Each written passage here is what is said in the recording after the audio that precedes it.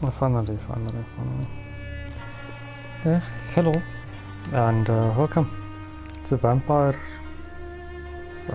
stream. As you can see, I've never played this game before, so let's start this. See how it is. This kind of music.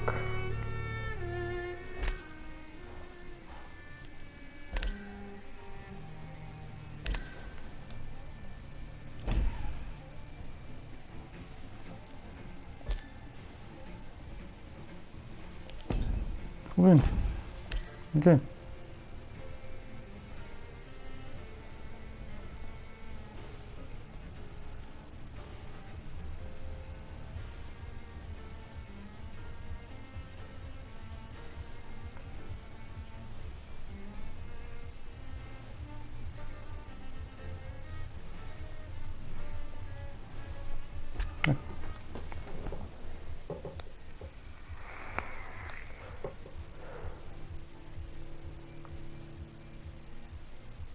My life should take the easy way. It will be interesting.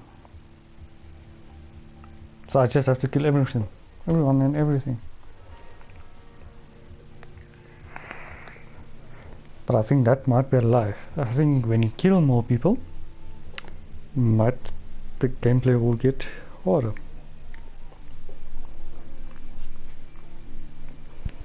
But we'll have to wait and see. 12 dreams for the Red Queen under crown of stone. 8 voracious beasts born from 8 restless nights.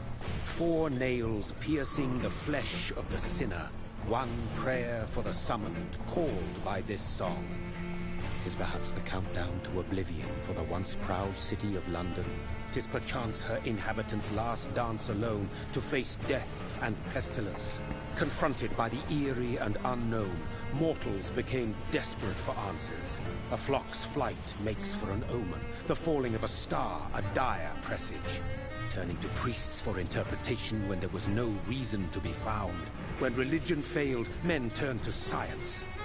I saw them build such vain cities, crafting machines made for endless war. New questions flourished as old answers withered. What is darkness but lurking sun?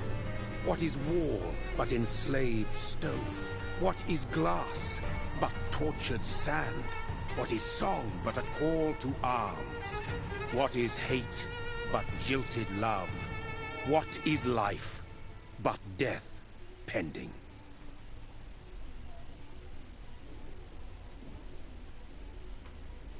Interesting. Death.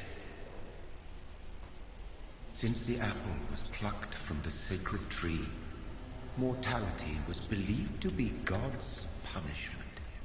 A righteous snare to keep mankind from ascending to the stars. They were all so wrong. Death is not a wicked thing, nor some holy retribution. A true punishment would be to never know its sweet kiss. Awaken from the harshness and be born once more.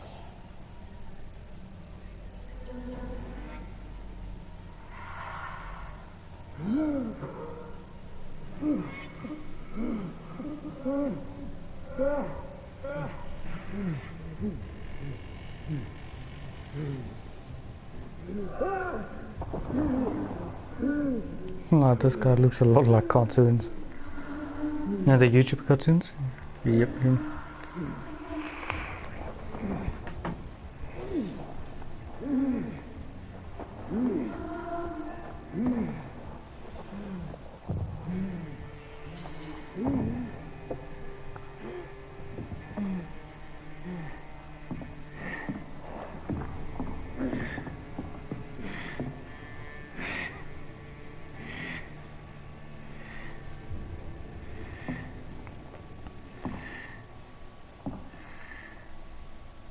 But before I go any further, I just quickly want to do this.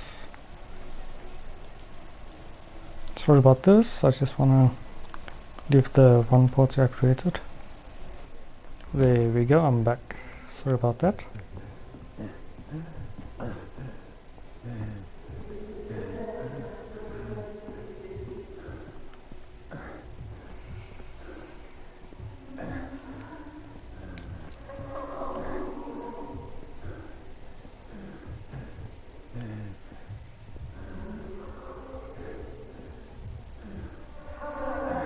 Thirsty.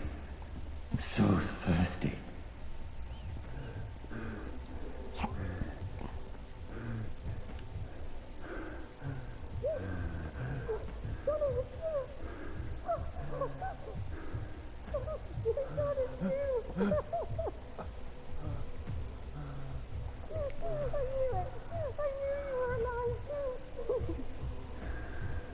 Everything will be fine again.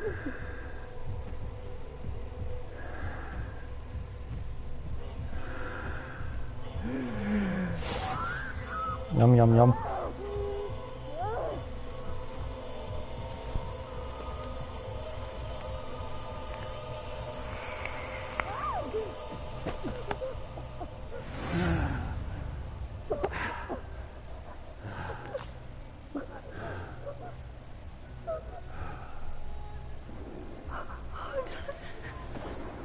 My sweet brother. What have you done? Mary! Oh, no. Mary!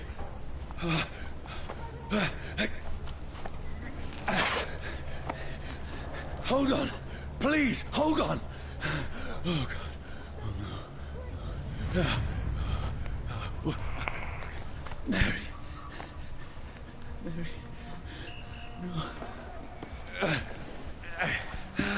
No. No. No.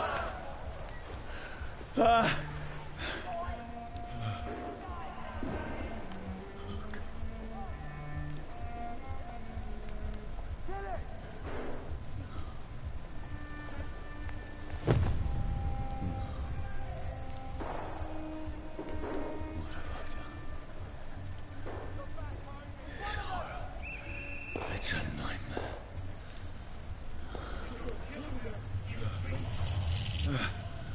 No! Please, a moment, let me explain!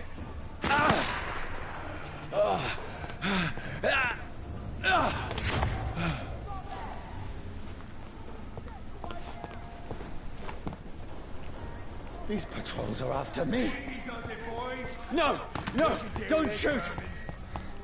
This is a nightmare. I need to get out of here.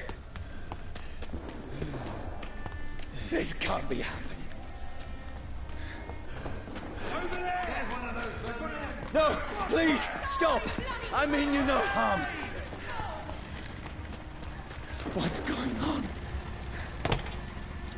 Oh, Mary. What have I done? What's all this about? Has it fled? Shit, where'd it go? Tricky bastards. Now, I can defend myself. Shit, where'd it go? Kill that thing! Who are you? Stay back! Sorry, but you left me no choice.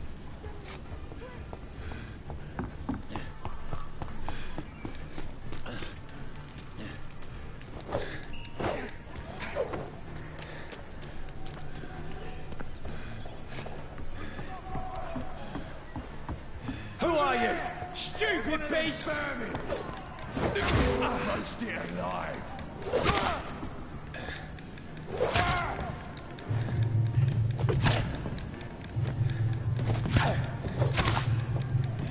Sorry.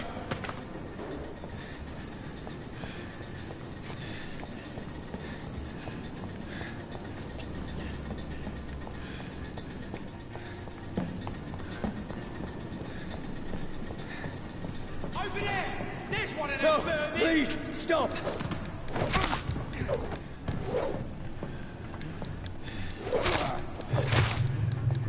Who are you? Bloody leech! Look at it! Got up! What do you want?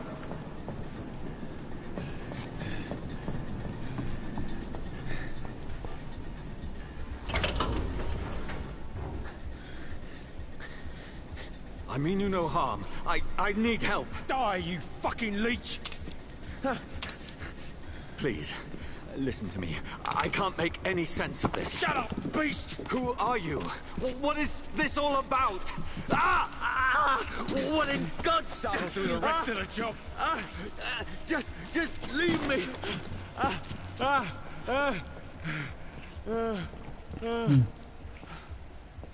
So, The sun. It feels like it's burning me to the bone. I need to find somewhere to hide. Let me go!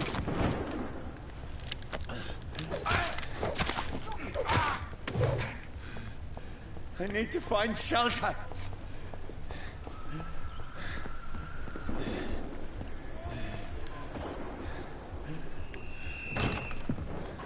Is anybody there? What is this place?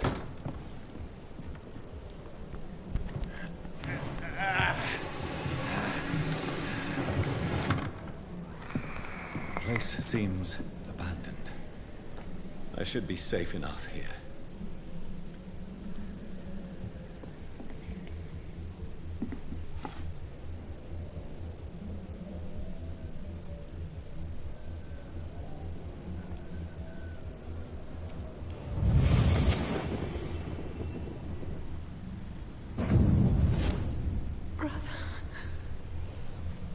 What have you done?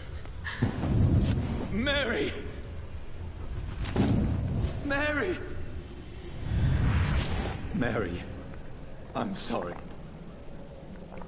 Whoever did this to us, I will find them.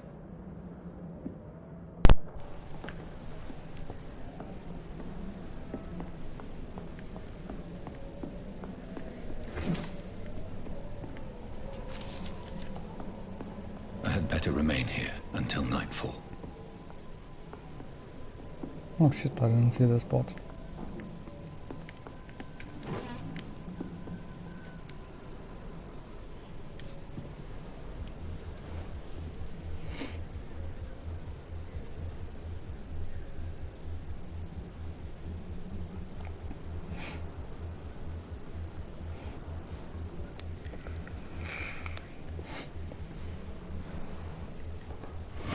Wait, this one's dressed up fancy.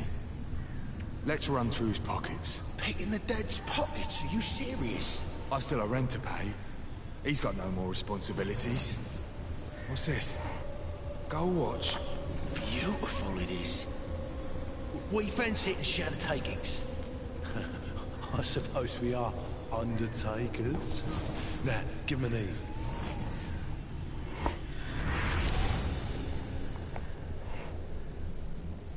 That's impossible.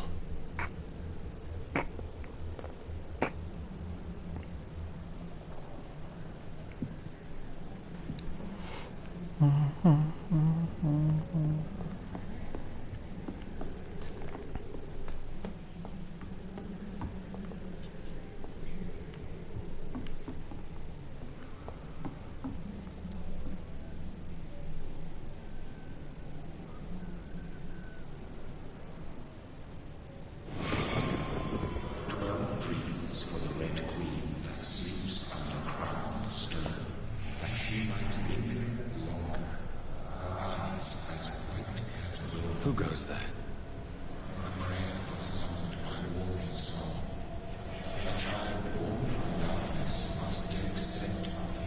Who's there? Are you referring to me?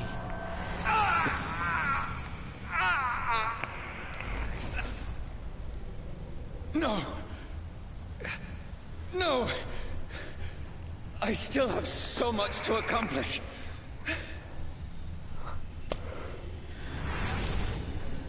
I still have so much left that needs doing.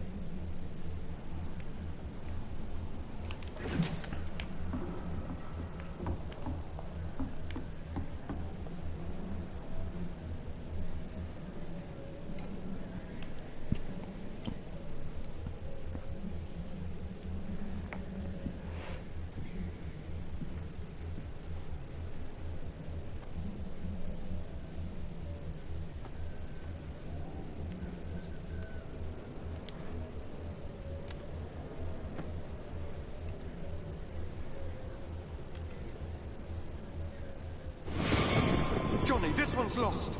We need to leave. And now! No! There's time. I can save him. That's the enemy coming! The orders are to evacuate the hospital! Done. He'll live. And now what? We fight. Killing is a hell of a lot easier than healing.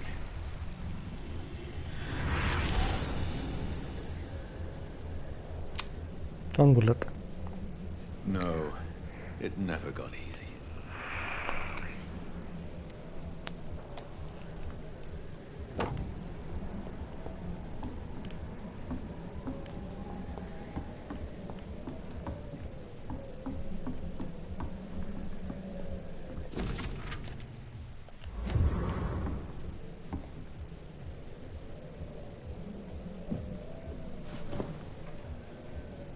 This makes no sense. None of it. No sense at all.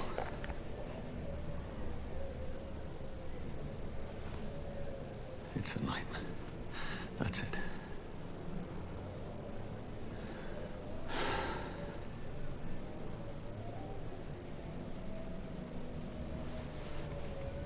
I love just how he ignores the bullet in the shoulder.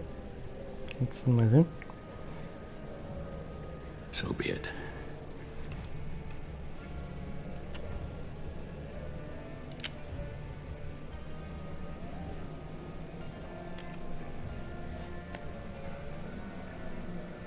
Rational thinking only.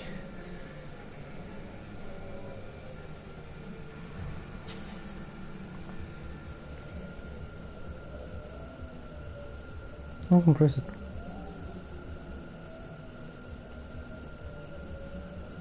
Guess I have no choice. Fine. Let's just do it.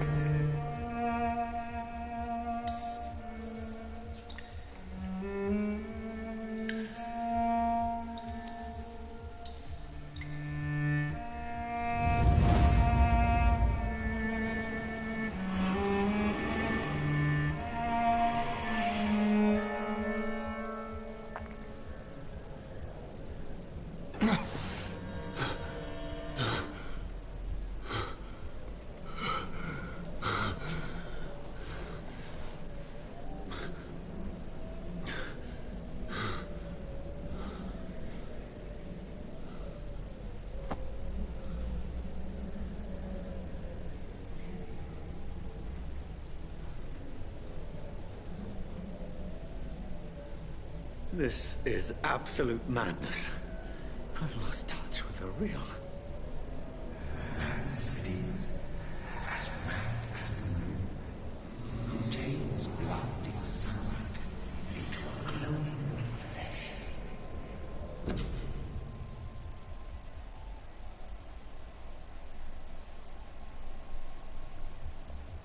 Nice.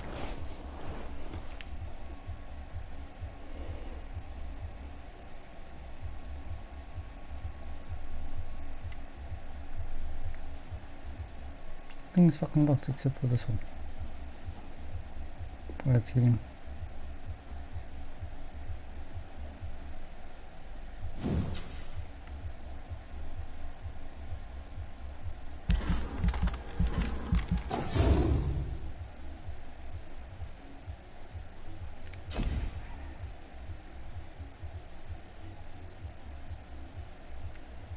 This one is close.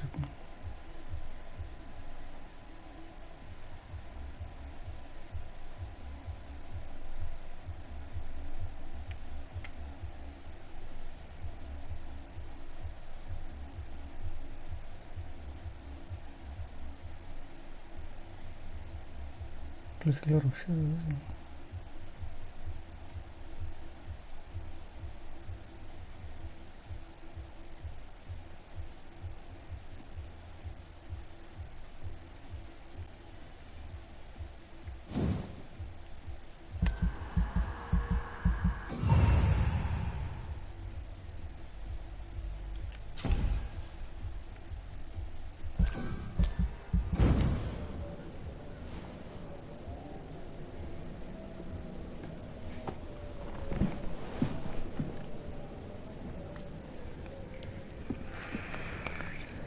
This is voice in really my head.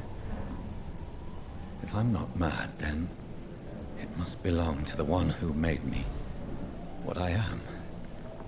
I must find him to understand what I have become.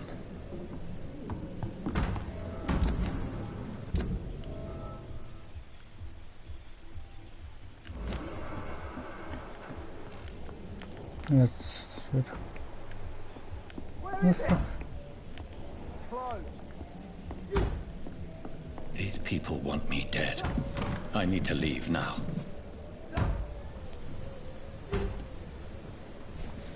Guess you have to leave. Here's the leech. Here!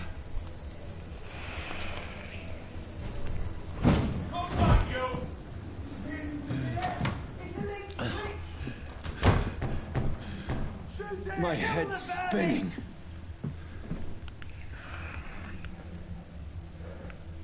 Oi! Come out, you coward! I cannot enter. Cannot enter.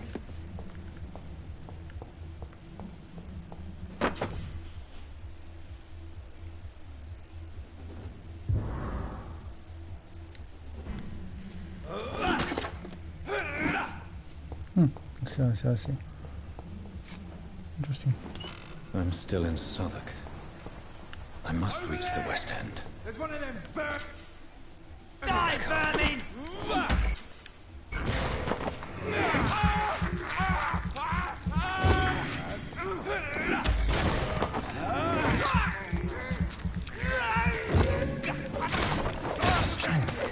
A strength I never knew I had.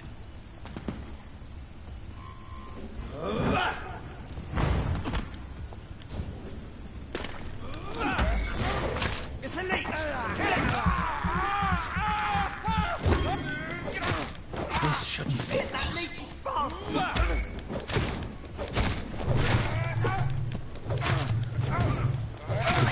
Every fiber of my being is afire.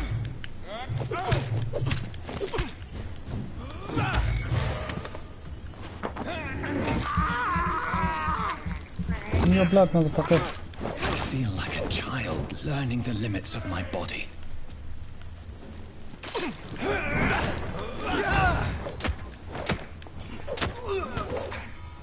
My strength, my reflexes. I'm not human anymore. No, you're not.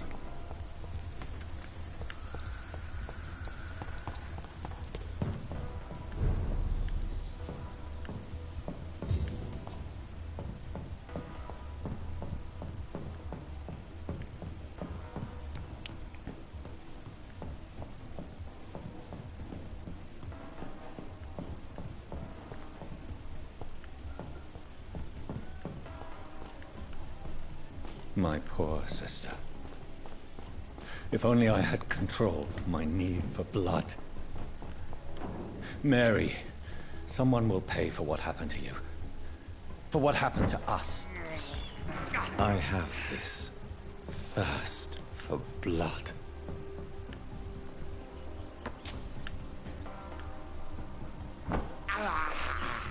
I can't believe I'm doing this.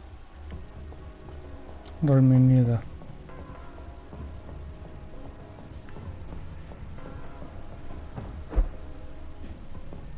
The dizziness from the jump. I can now control it. When I get fucking It's in here. locked. That's okay.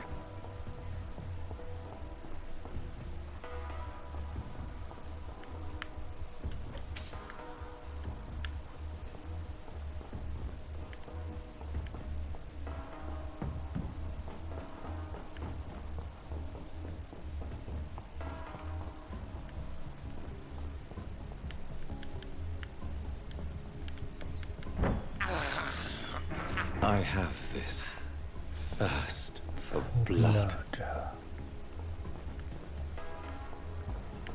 What will London have to say to me?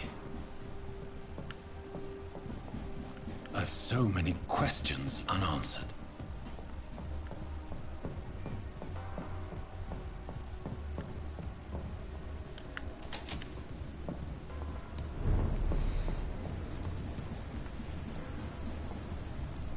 another corpse. Have the very streets of London become a mausoleum?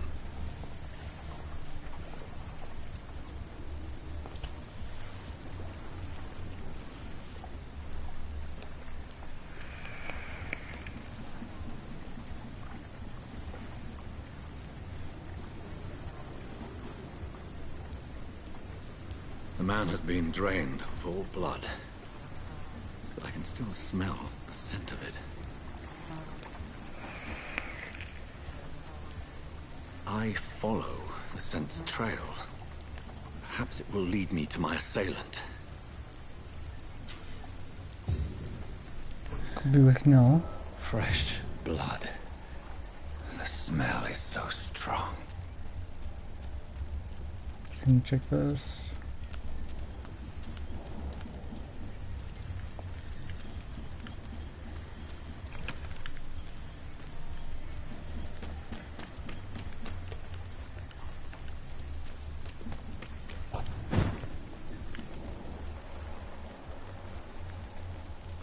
Something dire must have come about. Just give me like 5 seconds, I'll be with you now.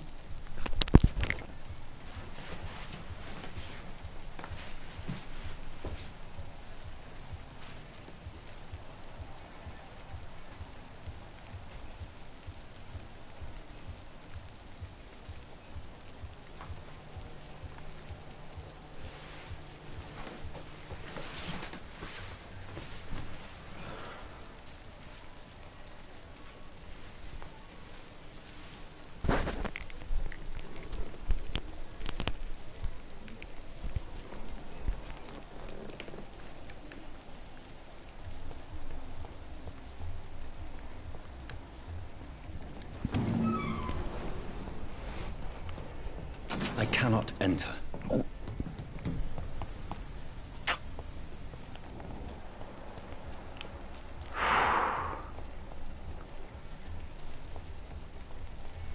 Where has everyone gone?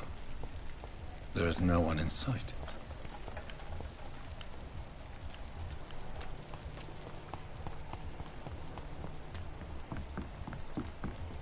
According to the blood patterns, that's where the victim was attacked. So that must be the killer's trail.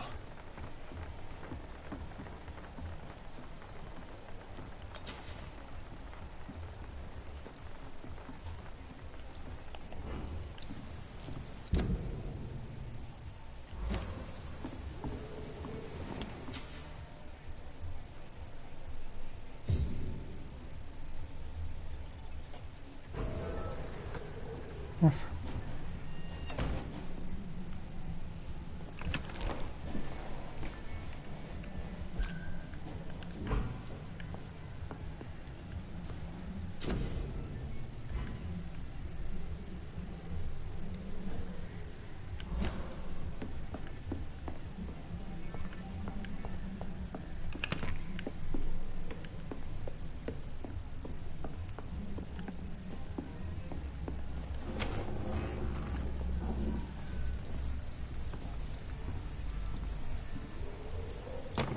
That's strange. The trail is very erratic, as if the killer was drunk or hesitant.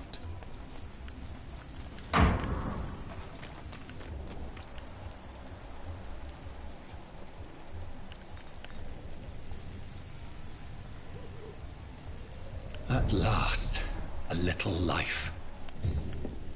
Welcome, sir, to the Turquoise Turk. I should just run as far away from this place as I can. My God, sir, you look like Jonah's whale just spat you out of hell.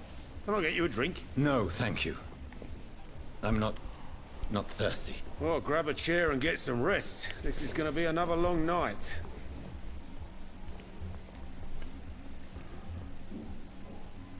Why is it going to be a long night? You must be new around here. Don't you know about the murders? Tell me more about these murders. Every morning for the last few weeks, bodies have been found.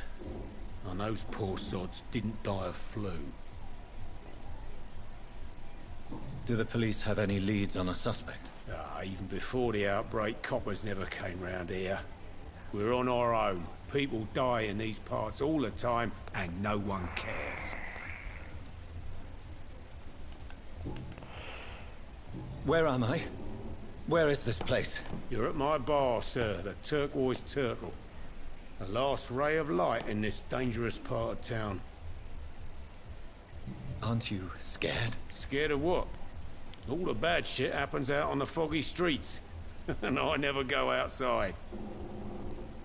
So you're open all night? Yep. Figured people might need a place to rest in these dark times. I'm looking for someone who might have passed through here recently. Wondered if you might help. It's been quiet tonight. The only other person I've seen went straight up to his room. Thought it was kind of rude, actually. You mean he's still here? Well, yeah. He paid for the entire week. Interesting. How long has he been here? He rented the room a few days ago and didn't say when he'd leave. Who is this man? What does he look like? Like a gentleman, I guess. Well-dressed, quite polite. A professor or something fancy like that. Always writing, reading notes. I need to meet this man. I have questions. Just climb the stairs and knock on the first door. I heard him open his window, so I guess he's still awake. And, sir... Yes? No funny business, you hear me? This is a respectable establishment.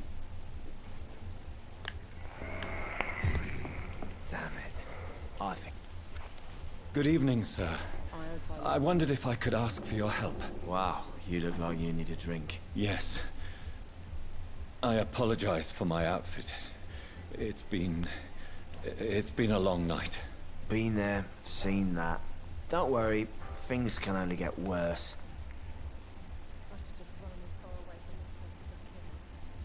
Has anybody entered the bar recently? Can't say. Sorry. I spent the night making love to that gorgeous bottle, see? This is important, sir. Are you sure no one has come in here in the last few hours? I don't know and I don't care. This is a free country. People still have the right to come and go, don't they? What's going on around here? It's like everybody is hiding. You must be new here. Have you not heard about the murders? Everybody fears the return of the sewer dog. Who is this sewer dog? It's the local bogeyman. Convenient answer for every crime that happened for decades. You murdered someone, blame the sewer dog, eh? You make it sound like it's a fairy tale. People will always believe in monsters. It's easier than accepting their own darkness. We can all be monsters. I'll leave you to your bottle then. I should just run as far away from this place as I can.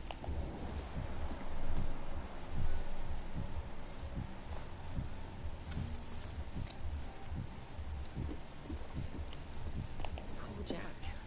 It's a good thing you can. Hello, sir. Are you all right? Is there any way I can help you? I don't know. Maybe you could just talk to me. Maybe you prefer to speak with Tom, then. He's more agreeable talking to strangers. I just want to talk. I didn't mean to scare you. I'm not afraid, sir. It's just I've other customers to take care of. I only see one customer. Oh. Well, yeah, of course. I mean, I best check on them. What is this place? This is Tom's bar, the Turquoise Turtle. I'm the barmaid here, Sabrina, if you want to know.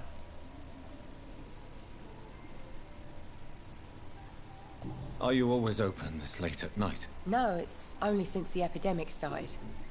Tom thought that people may need a safe place to stay. You don't seem to have much business. Where is everybody? Well, most people are sleeping right now. And those that are awake tend to avoid going out. What with the murders and all. What's going on around here? Where is everyone? Too many dead, sir. First the epidemic, now all these terrible murders. The murders? What can you say about them? Bodies found in the streets every morning. Drained of blood. horrible. Some say the sewer dog is back. The sewer dog?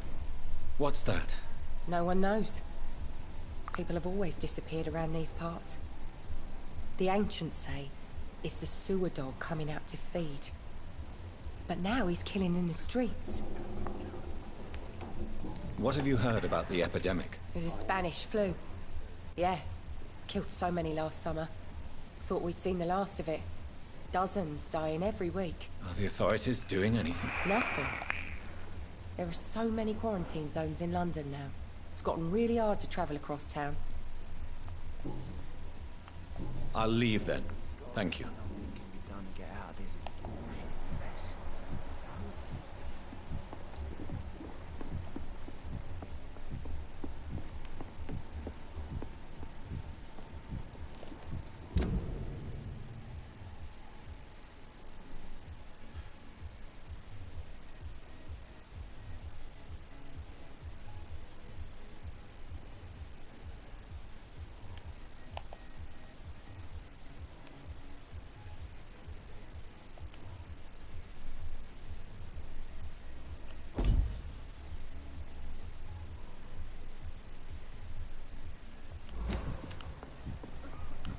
I think I'm losing my mind. I should just run as far away. This is no place for you. Prewen has several patrols roaming the area. They do not pursue me. But they're looking for vampires, and they're most efficient. They'll not relent until the killer has been identified. I have a common objective, but I require... I think someone's eavesdropping. Are you certain? You might as well come in, whoever you are. Slowly, vampire. Who are you? I mean you no harm. Saith the vampire. Present yourself. I need a word. Would anyone?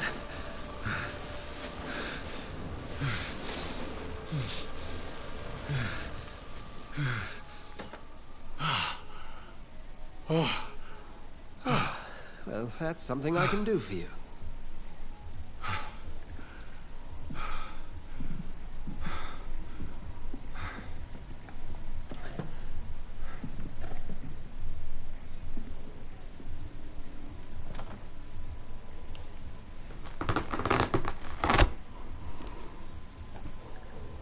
And who might you be?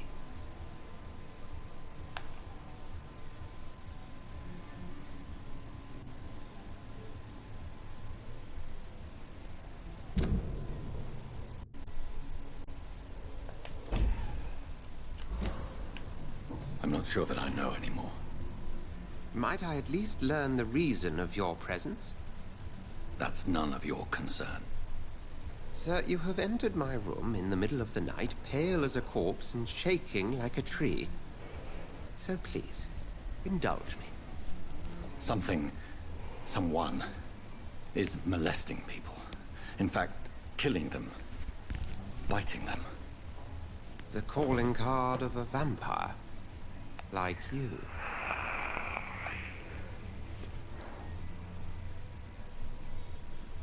I've been hunted down in the streets and attacked. I'm a victim here, too. I believe you. Then if you are not a vampire, who or what are you? Dr. Edgar Swansea of the Brotherhood of St. Paul. I'm performing an independent investigation here in an attempt to understand precisely what is going on. What have you uncovered concerning the murders? It started a few nights ago. Rumors of violent murders. The docks have always been, shall we say, somewhat unsavory. But this is different. How different? A vampire is at work here. Famished. Reckless. It must be brought to ground, and quickly.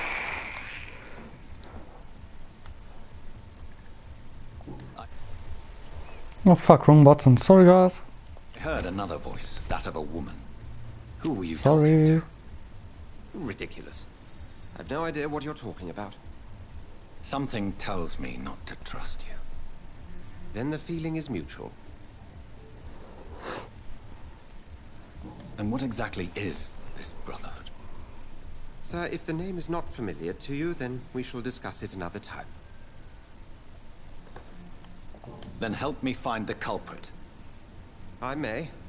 If you'll first tell me why you opened this door. I followed a trail. The scent of blood from a recent victim. It led me here. You thought I was your aggressor. That explains a great deal. We are both chasing the same shadow.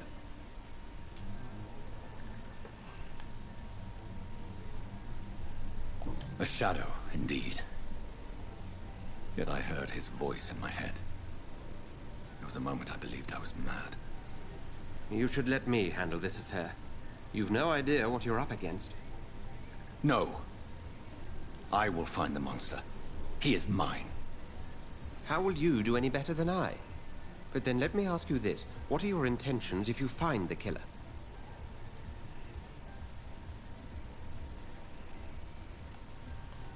I will at last have the answers to my questions. Then I can only wish you good hunting. And pray we shall meet again.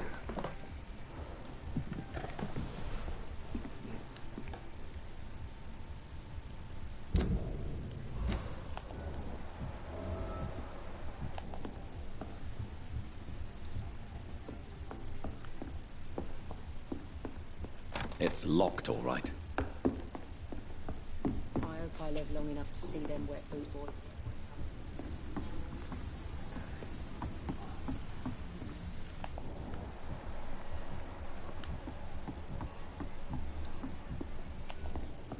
If Swansea is not my attacker, it means somebody else came here tonight. Someone must know something. Evening, sir. Can I help you? I have a few questions for you. Well, if you must. I spoke to Dr. Swansea. He's not the man I'm looking for. Now, I want the truth. The truth? What do you mean? I suspect that someone else was here tonight. And I don't think Tom wants to tell me about it. I'm just the barmaid here, okay? If Tom says you're the only visitor we had, then you're the only visitor we had. I can feel your fear, madam. Please, tell me what's going on. It's Will. William Bishop. He came in here earlier tonight and he... Well, I thought he was going to clock someone. What happened tonight? He was dead drunk, as usual. But my God, his eyes. His face. He must have caught something awful. He shouted and cried. It was terrible. Why are you so afraid? I mean, his skin. His hands. I scrubbed every glass and every chair that he touched. God, I hope it's not contagious. Tell me about this William Bishop. Will was a sailor who worked at the cannon factory before he lost that job. A nice bloke, really. He's never been violent. Until tonight. Why keep it a secret? Why not tell me about it? Tom's nothing if not loyal. After Will lost his job, he offered him one ear. They used to be good mates. But recently, well... Will started to get very aggressive. I see. Thank you for your candor. I'll be sure to talk to Tom.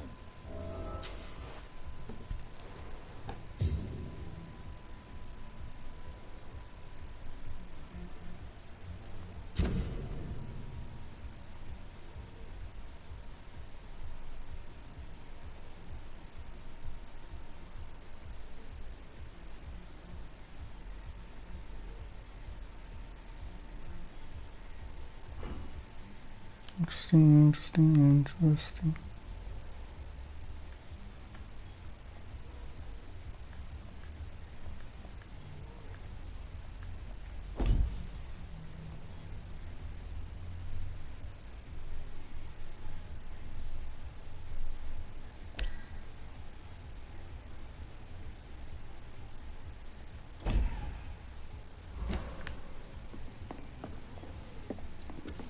Hello, sir.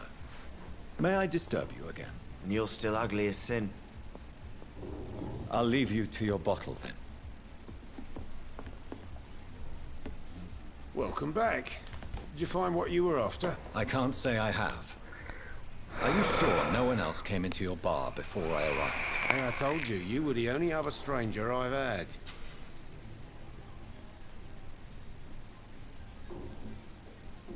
Tom, talk to me about the visit from your old friend, William. Yes, Will came by tonight, but he's not my friend anymore. Why lie to me if he is not your friend? I didn't lie. I said you were my only unannounced customer, and that's the truth. Who is he? William. Just an old sailor who loves his gin too much. He worked for years at the canning factory before it closed. Is he dangerous? Yeah. Like many drunks, he's all bark and no bite. He can barely stand up most of the time. How was he tonight? Was he different? Sicker than usual, perhaps. He whined and mumbled about how mean people were to him and how he'd like to talk to me outside, and then he left when I refused. Because he wants to bite you. I need to find him. It's a matter of urgency. Do you know where he is? You could try his boat. It's up by the North Pier. He sleeps there when he's too drunk to get home. Please describe him to me. What'd you expect? He's a tall, sick bastard with a bad rash and torn old clothes. William used to be strong. Now he's a mess. Thank you, Tom. If you see him, tell him I don't want him back here unless he cleans up his act, okay? I hope I live long enough to see them wet boot boys get what's coming to them. Damn it. I can drink no longer stirs me.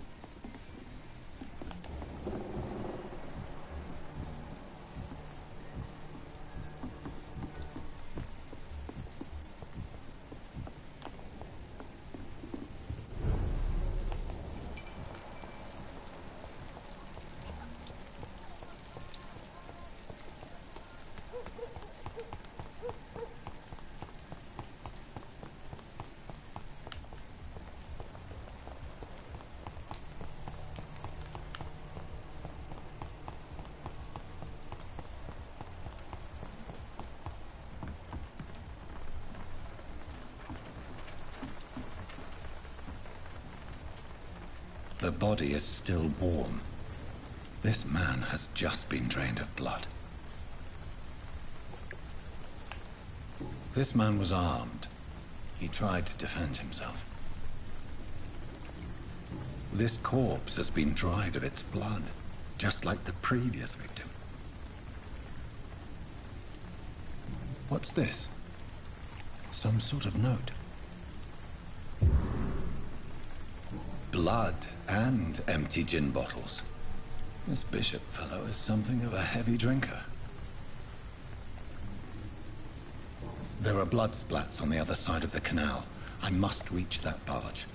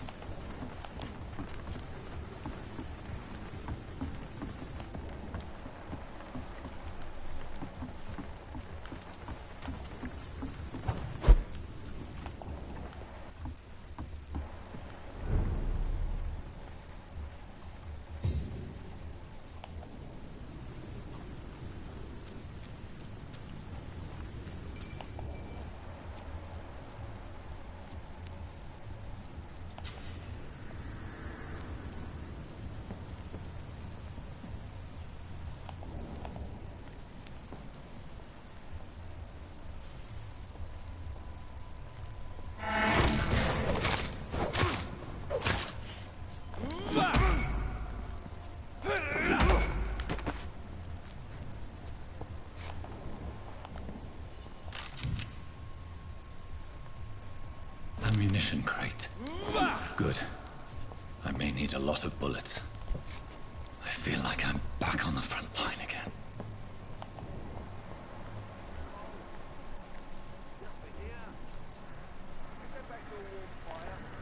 Shut that foolish man. You ever known McCullum to be wrong about anything?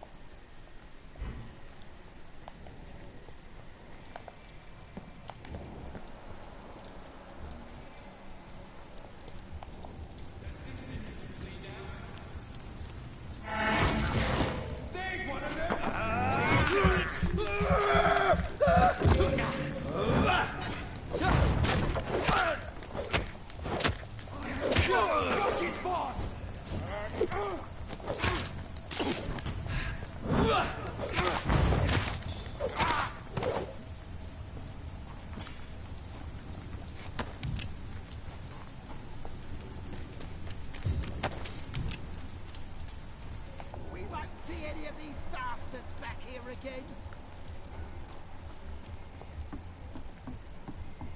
Over there! There's one of them vermin!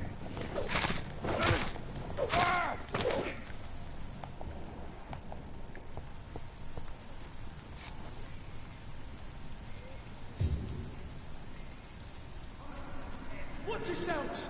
There's one of them! Watch out for them too!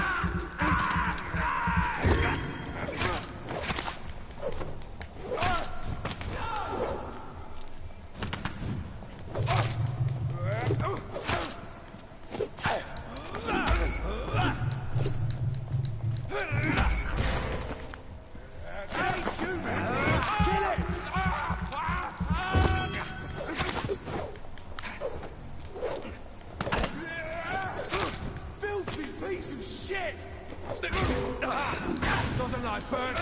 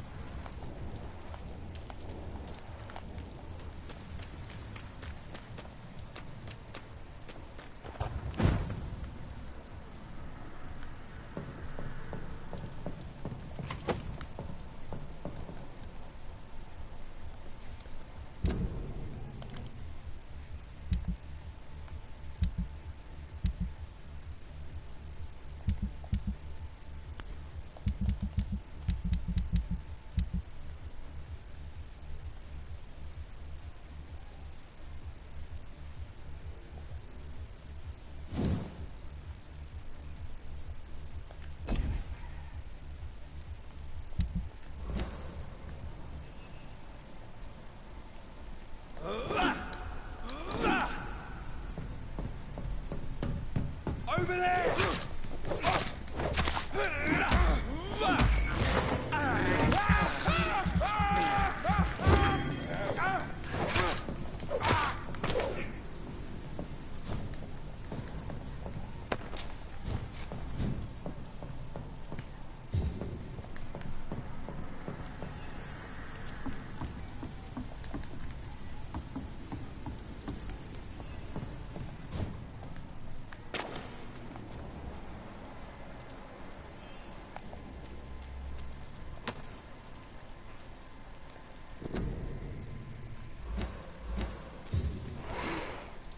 Oh.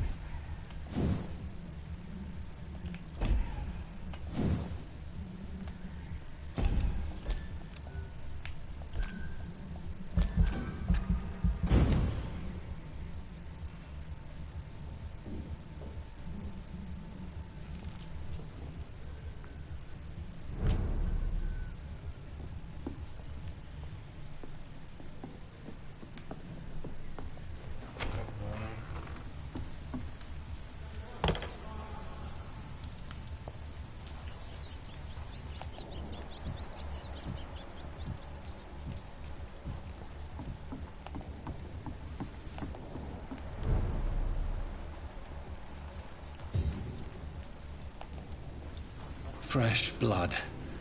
The whole building reeks of it. The scent is so strong it makes me dizzy.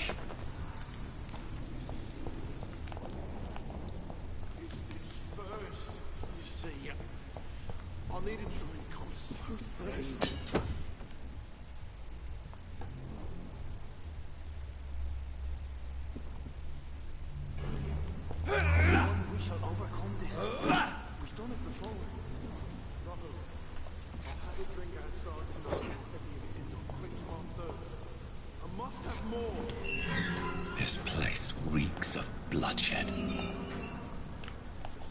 I promise. You are my dearest friend. You're my last and dearest This friend. creature is bedeviled. I must put it down.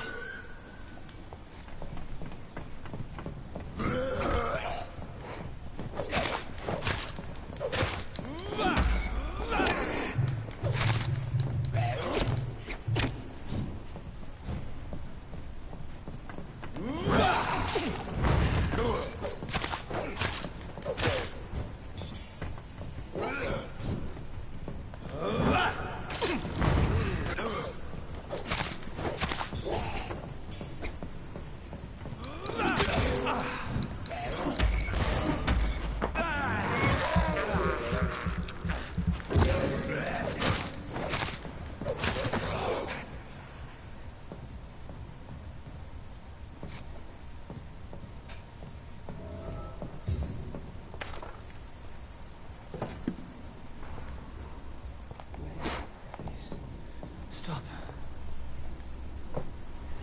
William was an honorable man. I could have saved him. Mr. Hampton, are you in there? I knew him well, another lost soul, a kindred spirit. Sir, listen to the sound of my voice. I'm a doctor. You're suffering from shock. I must return to my flock. They'll stray without me.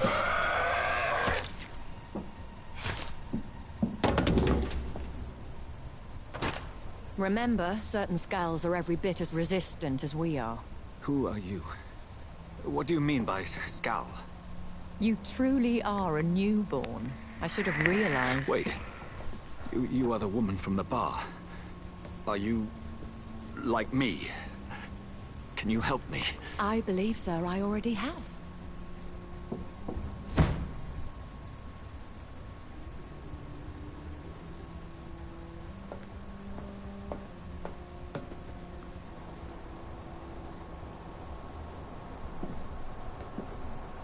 By George and the Saints, you've solved the mystery of these terrible murders.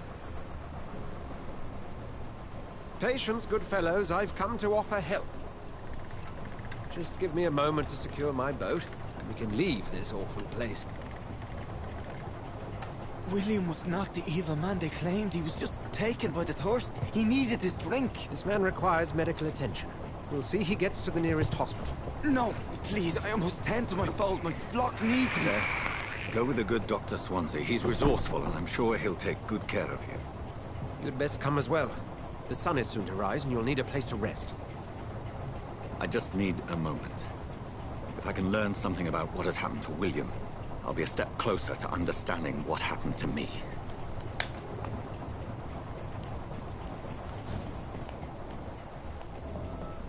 This poor creature can't be my maker. Could it be some subspecies of vampire? I must find a place to analyze the blood.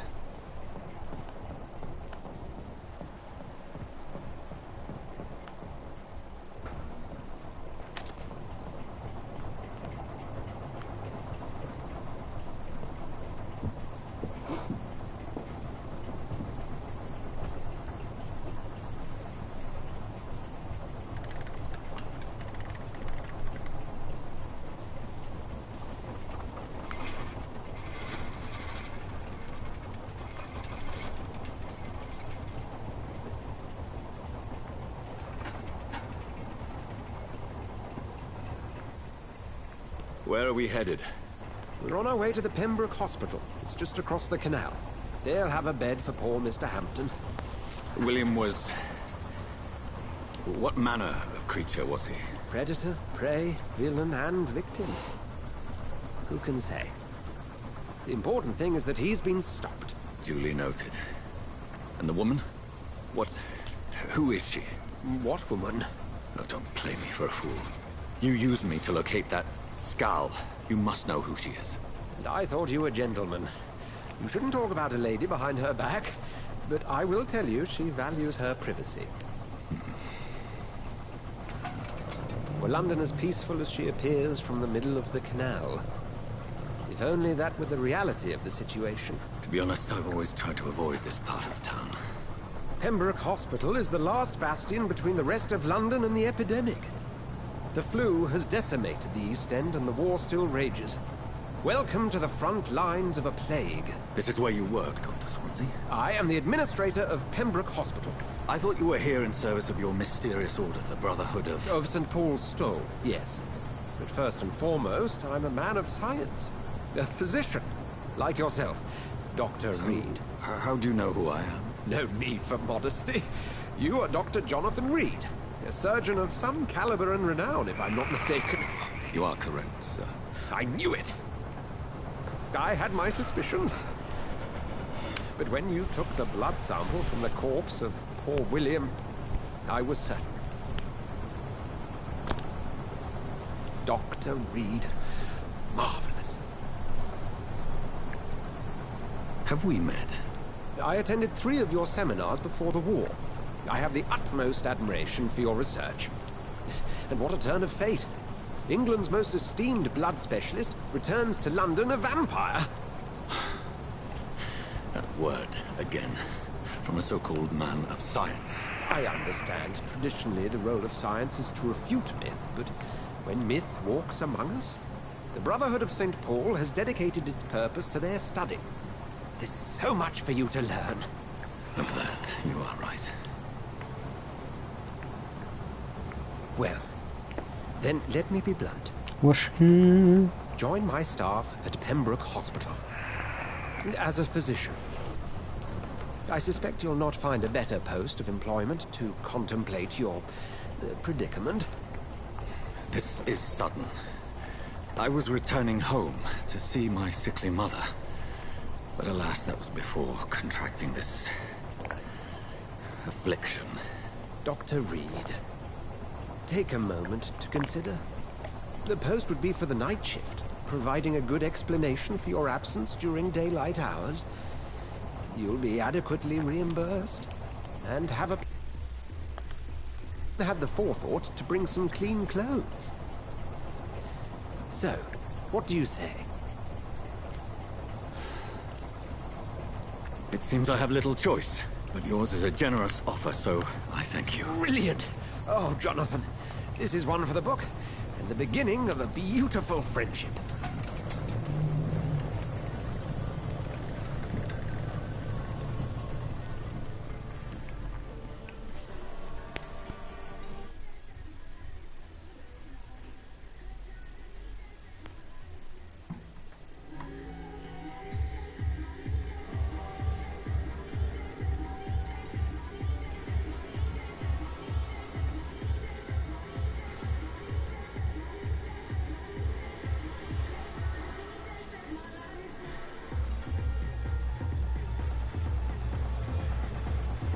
Dr. Swansea, thank goodness. I was beginning to be concerned. Worry no more, Nurse Crane, for I bring good news. Oh, Doctor, what a night. We lost 2 more patients. Nurse Scow said she couldn't take it anymore and resigned. Yes, well, I'll make a new rota in the morning. In the meantime, find a good bed for Mr. Hampton. Be sure to pay attention to his needs. Of course, Doctor. Oh, and Dorothy? Yes, Doctor? Dr. Reed here has just returned from the front. He served King and Country and will be joining us here at Pembroke. We're very lucky to have gained a surgeon of his talent, and one so experienced in blood transfusions. That is good news indeed, Doctor. Oh, yes.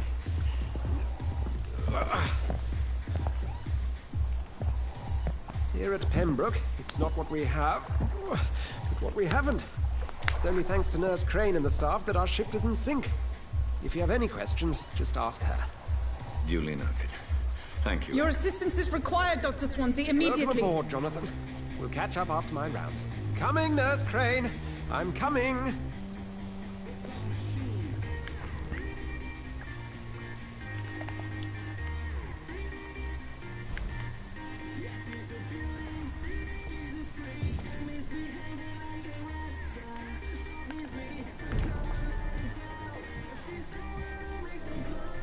I'm sorry, Jonathan. Mr. Hampton needs me right now.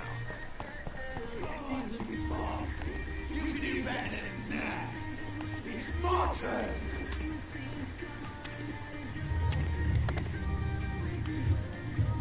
Rotten or pristine, each heart contains the secret of life. Drink at this river, try it all. Oh, come on, you bastard. I won't bite. Sir, please. You've lost too much blood. Calm yourself. You think I didn't notice? Stop your staring and get me to an hospital, you arse!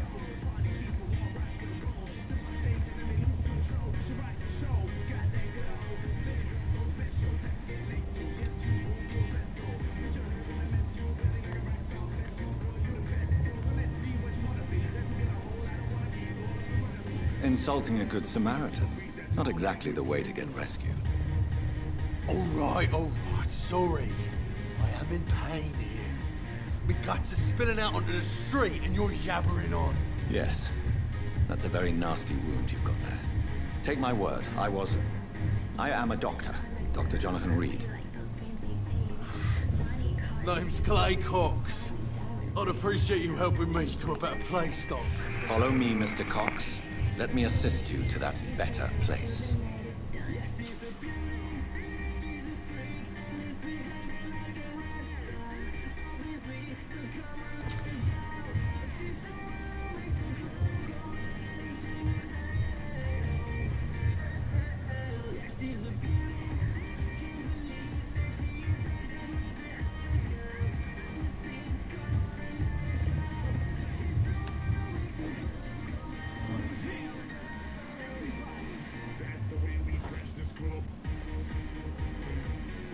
Bring this fading light into the shadows.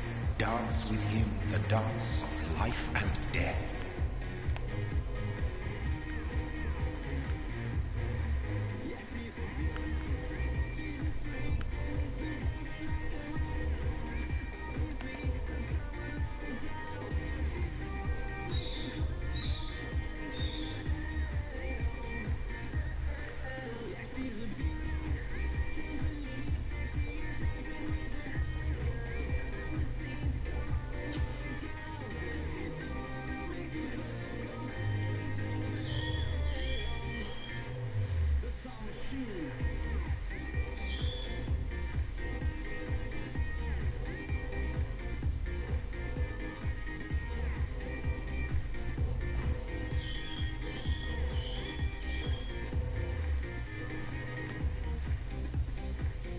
No more. Not tonight. Not like this. I will not take another life. What happened? Did I black out?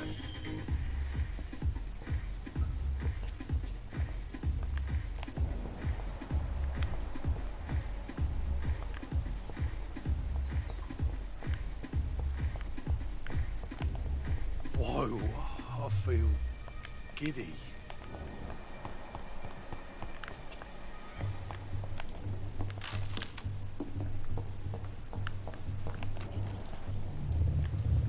It is wise for the huntsman to sometimes let his prey go.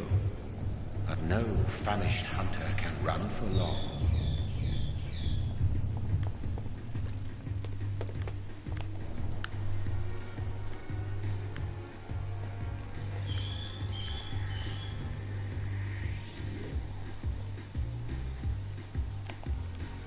Doctor, where have you been?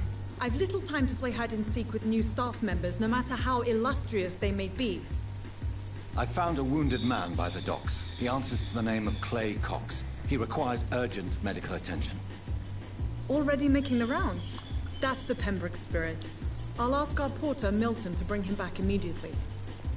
Thank you, nurse. What can I do for you? Dr. Swansea insisted we provide you a quiet office. You'll find it on the second floor with your name on the door. Thank you. Nurse Crane, isn't it? Yes, Dorothy Crane. Welcome to Pembroke Hospital, Dr. Reed. Your office has been prepared.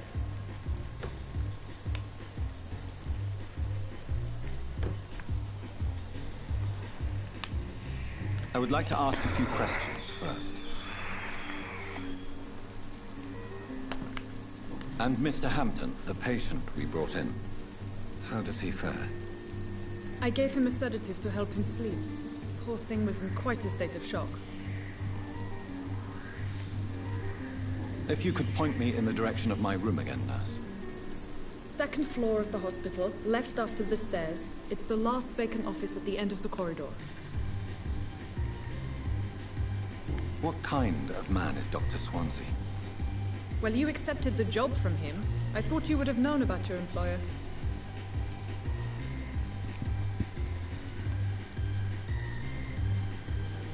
Apologies, I've only just met him the once. This is sudden. I've only just returned to England. Dr. Swansea is a brilliant surgeon and the most compassionate physician. It's right to assume Dr. Swansea knows far more about me than I do about him. You'll get to know him soon enough, and better than me. The administrator has better things to do than mix with us.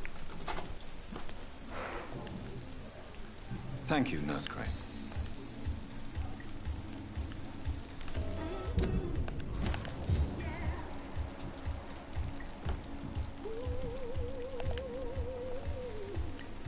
I thought last summer's epidemic was difficult.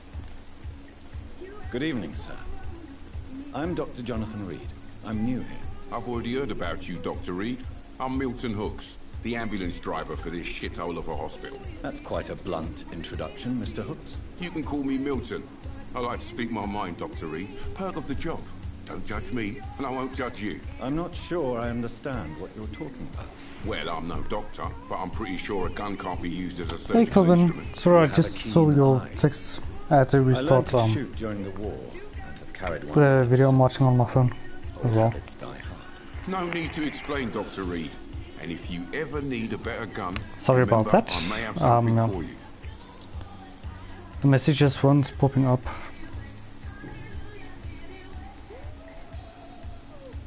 How is the situation around here? You want to hear the situation is all right? It's fucking awful. We lack everything, and it's getting worse every day.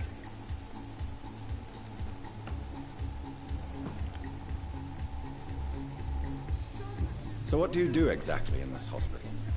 Apart from smuggling guns, I mean. I've been an ambulance driver since... too long, I guess. I bring sick people here night and day. It's a dirty job, but I get it done. Most of the time. Since you're on the front line, how is the sanitary situation in this vicinity? It's a complete disaster. It's even getting dangerous to enter some streets or buildings. Even the locals attack you. It sounds like things have been a bit rough recently. What's happened? Yesterday I got attacked by the patient I was bringing in. I escaped through the hospital's garden, but I lost my wallet when I was running. You left an infected patient outside the hospital? That's incredibly dangerous. Go there yourself if you want, but be careful, Doctor. I'd rather not bring your dead body back. Are you really smuggling weapons through the hospital? And why not? I've already been attacked by patients, you know. And by gang members willing to steal my money. But you're not defending yourself. You're selling guns to civilians. You keep people alive your own way, Doctor. I offer them another way to protect their health.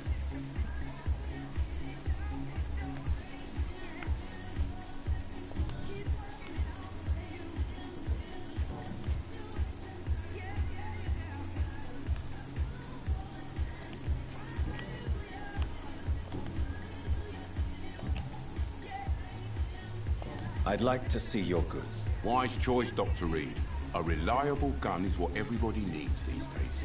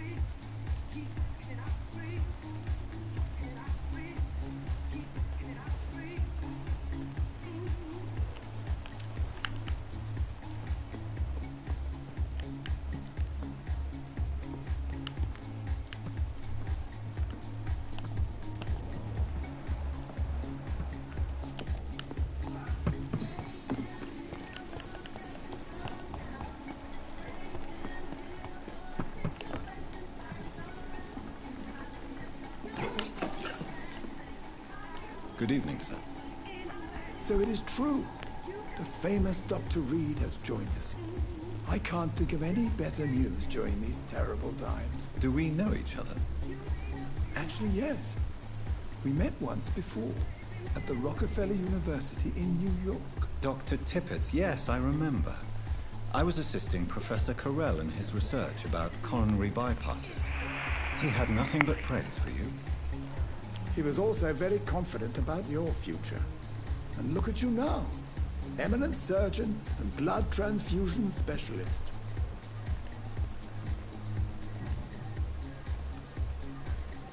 What is the Pembroke Hospital situation? And please, speak freely. This hospital is not exactly the best of London. I'm sure you are used to working in a better environment.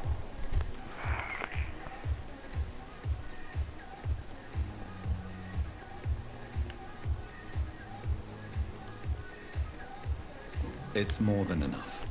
In any case, the personnel of a hospital are much more important to me than the building. Don't be misled by appearances, Dr. Reed. This hospital does not lack talented people. It just lacks hope.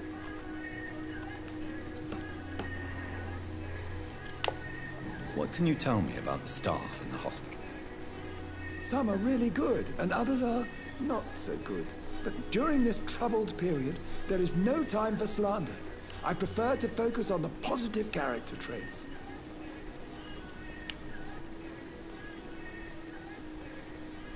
Tell me more about cherished people, then. Nurse Brannigan is a pearl. She is the most helpful and dedicated nurse I've ever worked with. A clever and cheerful woman. You really seem to admire her skills. I'll go even further. If she was a man, she would be a damn fine practitioner. Any opinion about the management? I don't always agree with Dr. Swansea's reserve, but I must admit he does all he can to keep this facility running during this crisis. Ah, yes, the burden of command. I was fed up with this concept while serving as a medical officer. Don't get me wrong. Swansea's a good administrator. I just wish he would get out of his office down again.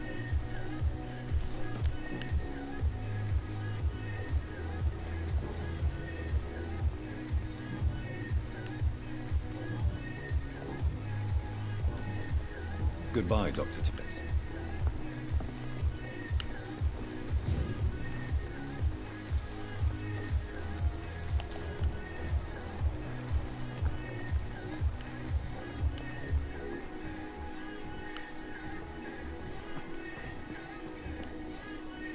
Good evening, nurse. I'm Dr. Jonathan Reed, the new surgeon here at the Pembroke. Dr. Swansea has already told us about you, sir. I'm Nurse Gwyneth Brannigan. Welcome to the Pembroke Hospital. Did he really? It's a good thing I wasn't hoping to keep a low profile. All members of staff have already read about your new blood transfusion technique. Dr. Swansea made sure of that. I see. Well, I'm a little surprised, but I suppose I'll just have to deal with this unexpected notoriety. You must know, blood transfusions are Dr. Swansea's primary subject of research. He is convinced it is the future.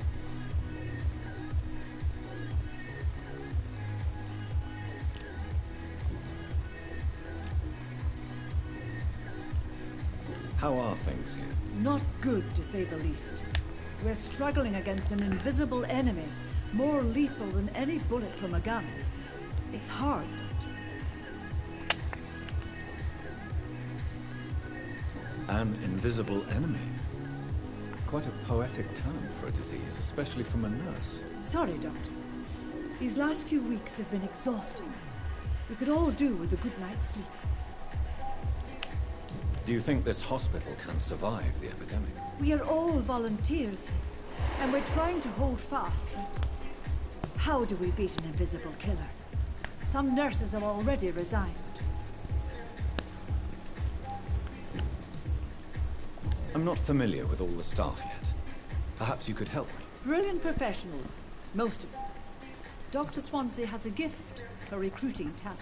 Most of them? Is there a problem I should know about, nurse? It would be inappropriate for me to speak ill of a colleague. Is there anyone that stands out? Well, I have never met someone as dedicated as Dr. Tippett. He should be a standard for us all here. If only he were younger. Why should his age be a problem? I guess it's fair to say he's always pushing himself to the limits. He just doesn't know when to stop and get some rest.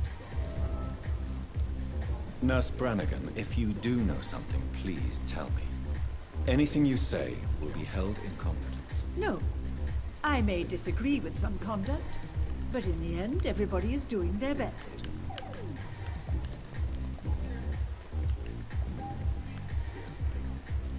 Why does Dr. Tippett claim you're the main reason he keeps working, despite his fatigue? If it wasn't for him, I probably would have left the Pembroke years ago. Dr. Tippett does not think of you as just a nurse anymore, does he? If you're suggesting he's not taking my gender into consideration when it comes to medical practice and knowledge, I really hope he doesn't.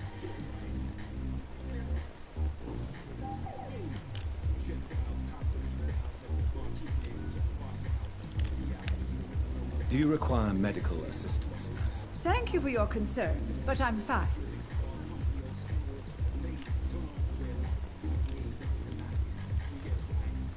Goodbye, nurse. Call me if you need assistance.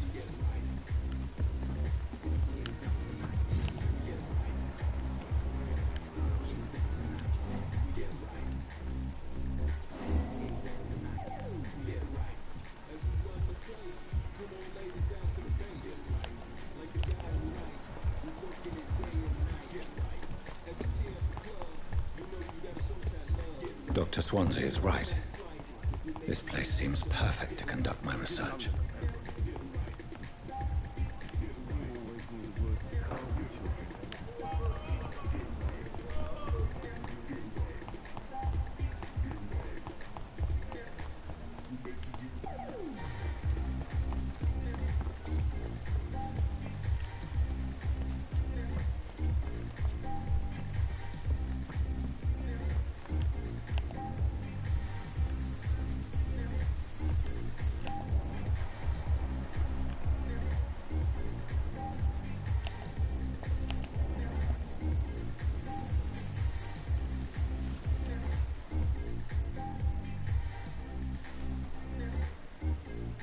How can I be sure I'll not find your unconscious body in the house again?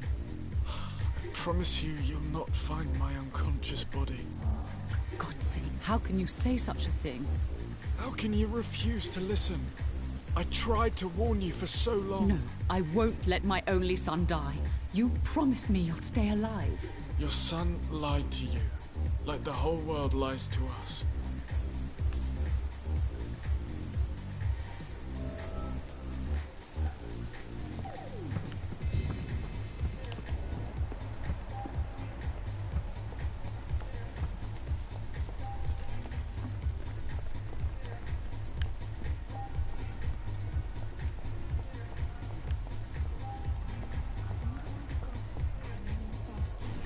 Good evening, sir.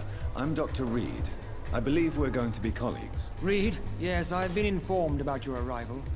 I'm Waverly Ackroyd. Welcome aboard, I suppose. Does my arrival inconvenience you in some way, Dr. Ackroyd? Let us just say that I don't particularly share Dr. Swansea's enthusiasm for hiring you. What we need here are reliable professionals, not overrated dabblers.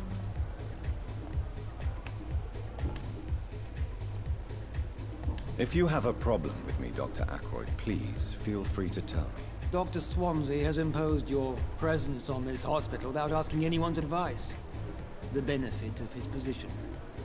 But I don't agree with it. I know we've never met before, but I believe this hospital could use all the help it can get. You will agree with that, I'm sure. Oh, but I have heard about you, Dr. Reed. Of course, you can't say the same about me, since I have not wasted my time courting the press.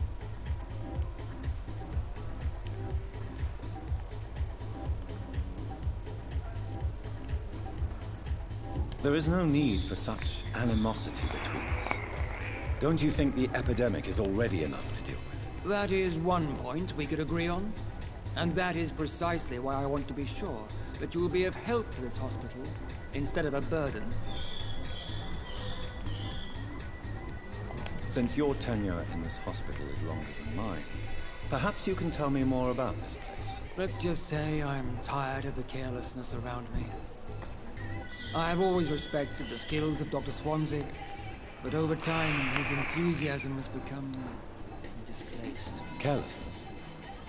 Exactly what are you talking about? We're here to save lives. The people who trust us are not volunteering for experimentation. They're here to be healed. I don't intend to run any radical experiments, Doctor. Even if I, as any good practitioner should, express an interest in pushing the boundaries of medical research. Modern medical methods were created through audacity and ego. But there are rules in our line of work, and they're here to protect our patients.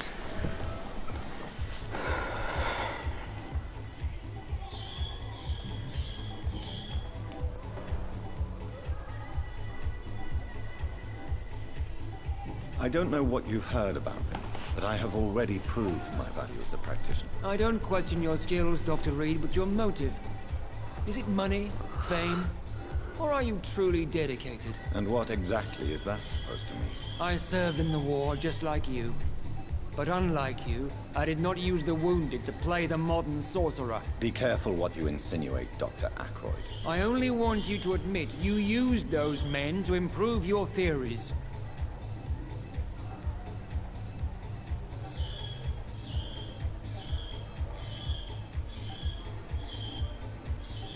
This is ridiculous.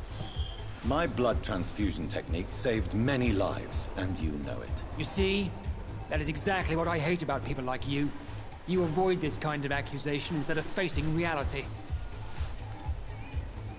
It seems you have bad memories of your military service. I refuse to see this industrial slaughter as scientific progress. War only reveals the worst in men. We can at least agree on something, Dr. Ackroyd.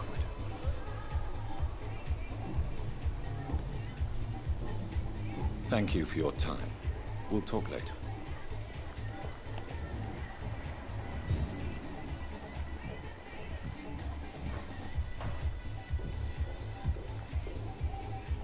Good evening, nurse. Good evening, Doctor.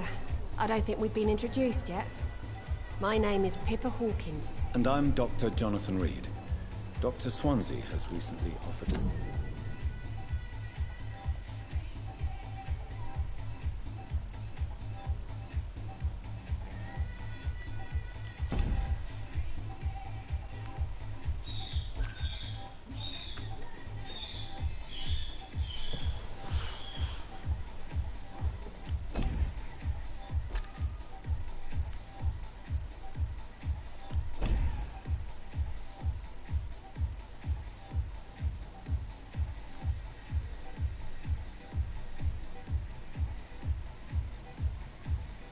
position in this hospital.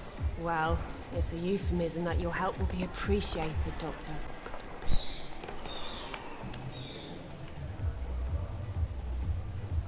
How would you describe the situation at the Pembroke Hospital? It's serious. The flu is wreaking havoc amongst the staff and patients. We are running out of everything.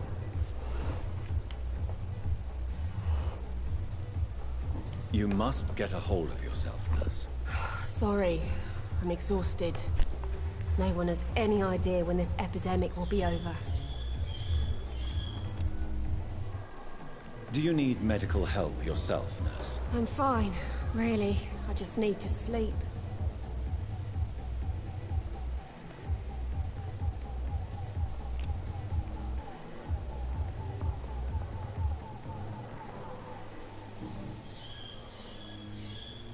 How would you describe the situation at the Pembroke Hospital? It's serious. The flu is wreaking havoc amongst the staff and patients. We are running out of everything. Nurse Hawkins, the Spanish flu won't last forever. Even the Black Plague didn't kill everyone. I wish I could believe you. But what if this epidemic was worse? What if in the end, nobody was spared? How long have you been a nurse? Well, long enough to see that the epidemic is winning. And no matter how qualified you are, don't tell me you'll change that.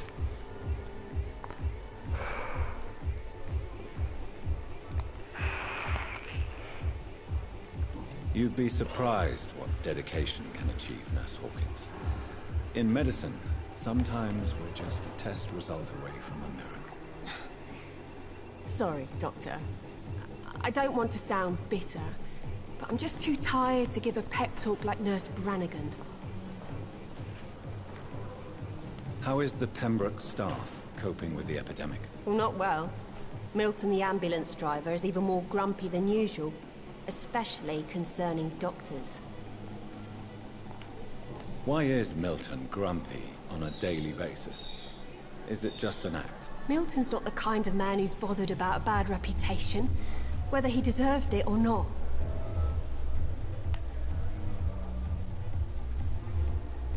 Why does Milton dislike doctors? I don't know. Just ask him. But be warned, Milton is not the chatty type.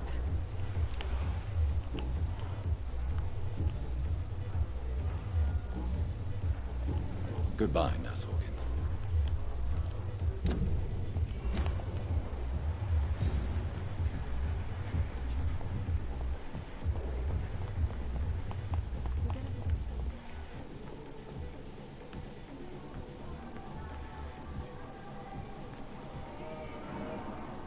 Good evening, Doctor. I believe we're going to be working together. Dr. Reed. Dr. Swansea informed us of your arrival, but I could not dare to believe we'd have such good fortune. Such an honor, sir. Thank you. And you are?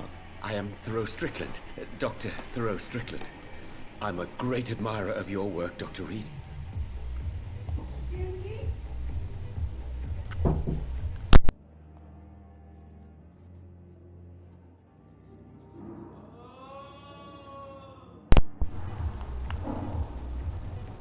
Please, could you tell me something about yourself? I'm a great admirer of your work concerning blood transfusion, Dr. Reed. I run my own experiments. I'm convinced it's the future.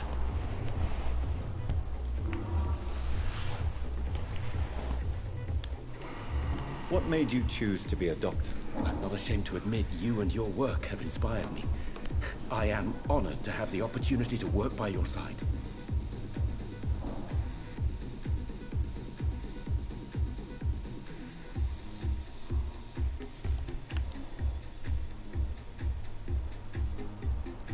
It's always a pleasure to share scientific and medical knowledge with someone eager to learn. I'll be glad to help you if I can. This epidemic may be the century's most terrible disaster, but I'm convinced that we, as doctors, are the only ones able to defeat it. I based my technique on my mentor's research. He helped me perfect my method. What is yours? I'd rather not talk about it. For now, it's just theories and first approach. My process is purely experimental and unsuccessful. As long as you're cautious and methodical, you may remain empty-handed, but you won't fail. You're not the first one to warn me, but I am convinced knowledge is the main weapon against the ravages of this epidemic.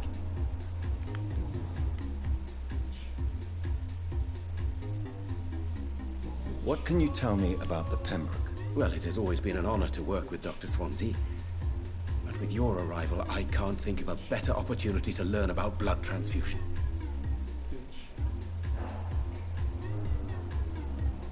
You seem quite optimistic. It's a rare and precious attitude in these difficult times. I'm convinced that this epidemic is a test of endurance and dedication for us men of science. Questions remain about our capacity to resolve the situation. True. Last summer, during the first wave of the epidemic, I used to joke with Milton about the extra work. We're not smiling now. Do you need help with anything in particular? Well, yes, maybe. I'm waiting for a batch of products I ordered for my personal research, yet my supplier seems to have vanished. Do you want me to play the errand boy for you? Oh no, Dr. Reed. But if you went personally to his shop, what with your reputation and all, he wouldn't dare to refuse the products I need. I see. Well, give me the address, for I may pass by if I have time.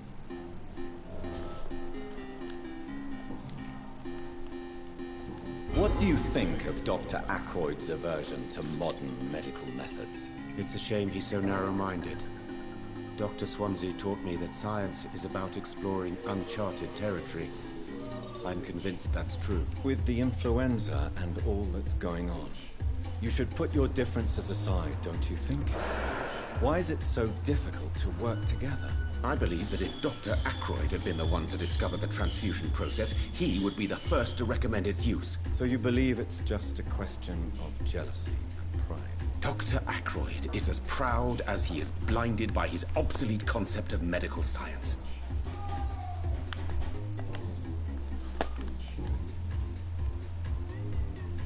Tell me more about your willingness to experiment with new medical techniques. Harvey Fiddick is a patient suffering from a severe injury that could cripple him if not treated correctly. I'm convinced your blood transfusion technique could help him. What is it you really want? To save him? Or to prove your point? Fair question.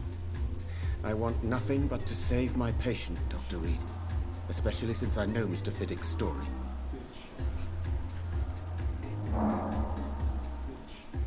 This personal involvement could also appear to be a lack of impartiality. You must know that a good surgeon must remain neutral. I agree. But that does not excuse Dr. Ackroyd's behavior. A man who did not even take time to converse with his patient. Do you think keeping his distance was a mistake? All I know is that I'm taking care of human beings with desires, hopes, and fears. Not some biological machine comprised of blood, bones, and flesh. Tell me Mr. Fiddick's story. Our first diagnosis was compromised because Mr. Fiddick lied to us about the real origin of his injury. He first claimed it was an accident. But why would he hide such crucial information from us? Because he is a proud father, ashamed of putting his children at risk because of his own negligence.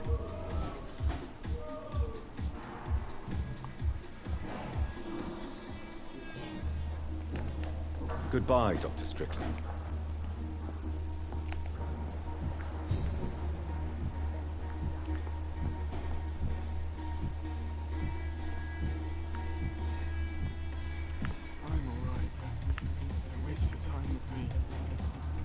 Good evening. I'm Dr. Reed. Can I help at all? No. Really? Why are you here then? I don't want to talk. My throat hurts too much. I suppose that this pain is the reason you're here. Is someone taking care of you? Yes. And no. Could you at least tell me your name, sir? Mortimer. Mortimer Goswick. How painful is your throat, Mr. Goswick? So painful I'd rather not talk at all, Doctor. I'm sure you realize a doctor and his patient have to communicate, sir. Would it help if I gave you some paper and a pen? Not really. I see. Then maybe it's not just your throat that hurts, Mr. Goswick. Perhaps your sore throat is just the consequence of something more hurtful. Yes, maybe. But I don't want to talk or even write about it now. How painful is your throat, Mr. Goswick? So painful I'd rather not talk at all, Doctor. I'll let you get some rest, then. Don't waste your time with me. Good evening, Mr. Goswick. How are you? I'm okay. Admit it, Mortimer. Your mother had you hospitalized here because you tried to kill yourself. Yes, it's true. All right, then. This is the first time we've really shared information about your case. Shall we call this progress? Call it what you want, Dr. Reed. You can trust me. I won't report you to the authorities.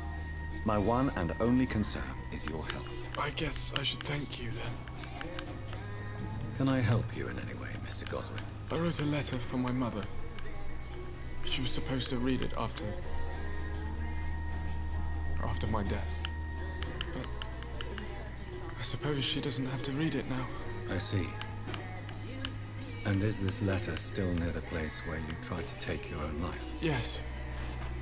And I don't want anyone reading my last words. I mean, I'm still here. If you bring me back that letter, then perhaps we'll talk.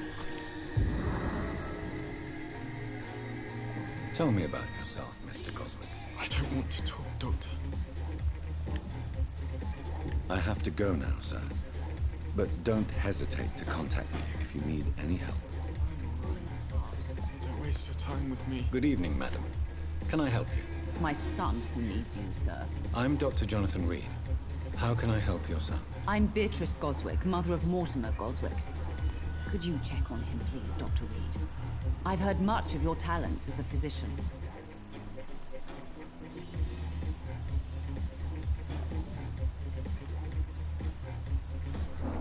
What can you tell me about yourself, Mrs. Goswick? Not much to say. Just take care of my Mortimer and I'll cover all the expenses. That's all that matters.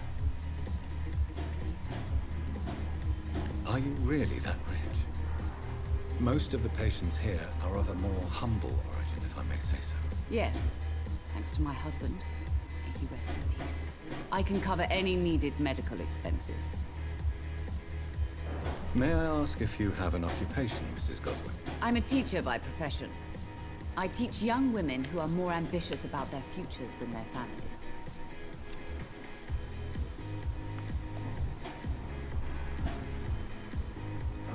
What do you think of your reception here? Any complaints? I have had the uttermost reservations about this hospital since we arrived. But we had no other choice, considering the state of emergency. Is there something in particular that's bothering you? Some of the staff were not especially welcoming.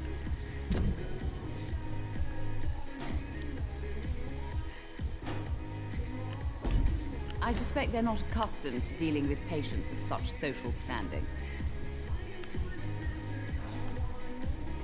Tell me more about your arrival at the Pembroke Hospital. What gave you such a bad first impression? The ambulance driver was quite rude, for a start. And that nurse, Miss Hawkins, seems to have quite a dubious attitude. What do you mean? She managed to secure a bed for my son despite the epidemic. It was a relief, but it wasn't cheap.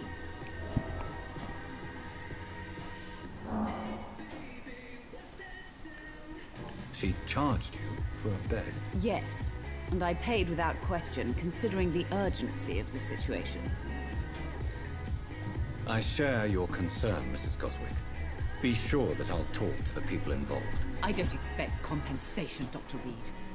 But I'm aware such behavior would not be tolerated in other hospitals.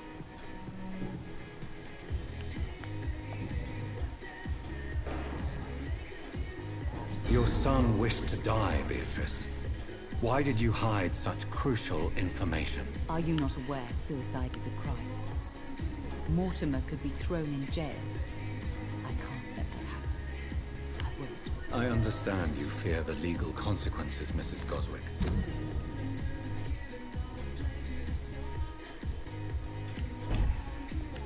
But don't you realize your silence significantly affects your son's case? All my son needs is help and comprehension.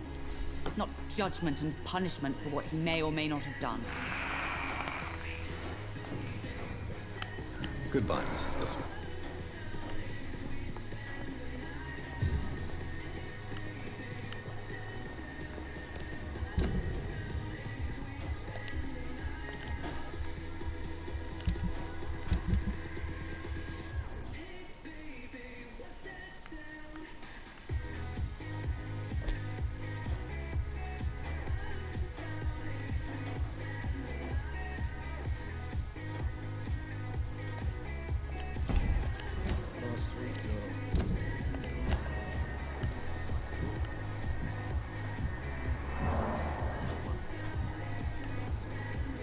Good evening, sir.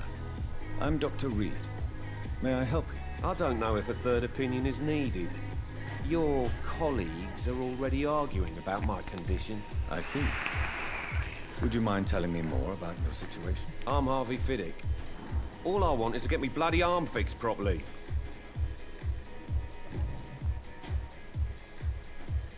Tell me about yourself, Mr. Fiddick. I'm just a regular guy waiting to get his arm fixed, so I can return to work and to my family. I was more curious about what you were doing before being hospitalized. I'm a carpenter, and a good one too. But that means I need both arms to feed my family, Dr. Reed. Tell me about the doctors who are arguing about your case. Strickland and Aykroyd. They both want the best for me, but there's a lot of pride there. Doctors are no different from carpenters, it seems. What do you mean? I often had professional arguments with rivals on a building site. Difference is, I disagreed about wooden nails, not flesh and bones. Are you satisfied with your treatment here? Well, it's clear that I've chosen a bad time to be injured. Forgive my bluntness, but you seem overwhelmed by cases of the flu. I won't lie to you about it. I'm afraid we are. Are you sure you don't want to operate yourself, Dr. Reed? I have the feeling you're very capable. And your colleagues seem to think so too. In other circumstances, you would be right. But for now, I don't think I can take on the responsibility. My apologies. Tell me about your injury, Harvey. Why do you feel so guilty about it? My wife died because of me. And now I may lose everything because I've been careless enough to hurt myself. What an arsehole. How could your job be responsible for you?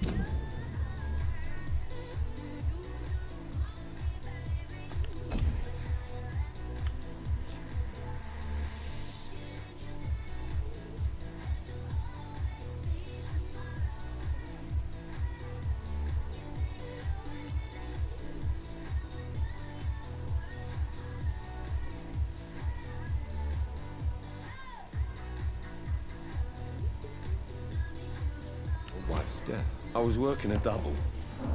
She went out to bring me a hot meal and got caught in a German bomb raid. You can't hold yourself responsible for your injury, Mr. Fiddick. Unless you tried to hurt yourself. Of course I didn't hurt myself. But I can't work until my arm is fixed. My children need to eat, Doctor. Is there anything else that's bothering you? Can I help in any way? I'm all right. Considering the state of this place, I should consider myself lucky, I guess.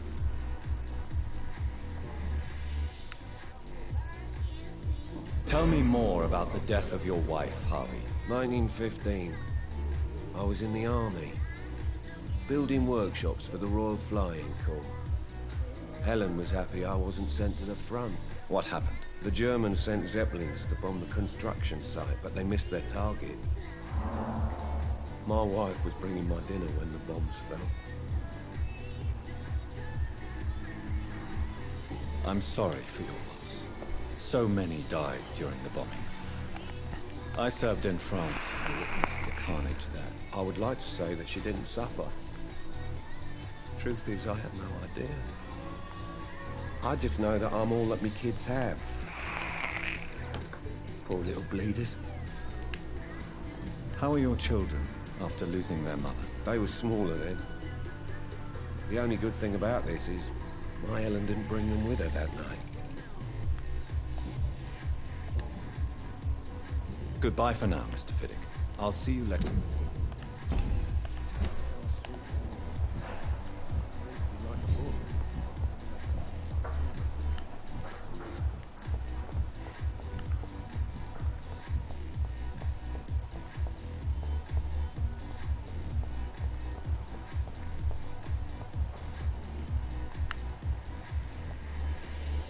Good evening, Nurse Hawkins. Good evening, Dr. Reed.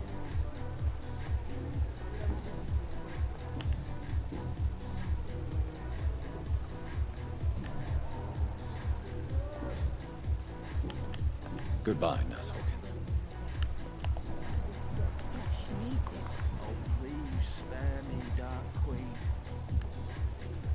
Good evening, miss. I'm Dr. Reed, the new surgeon at the Pembroke Hospital. And who are you? Your name has no meaning to me, mortal. You're nothing but dust blown by the winds of eternity. I beg your pardon. What are you begging for, mortal? My clemency? Well, tonight maybe I'm inclined to mercy. You'll never forget the night you met Thelma Howcroft. You keep calling me mortal. Why is that? And if I'm mortal, what are you? Well, Dr. Reed, if you must know, I'm a vampire. And why do you believe you're a vampire? I don't need to believe anything. It is what I am.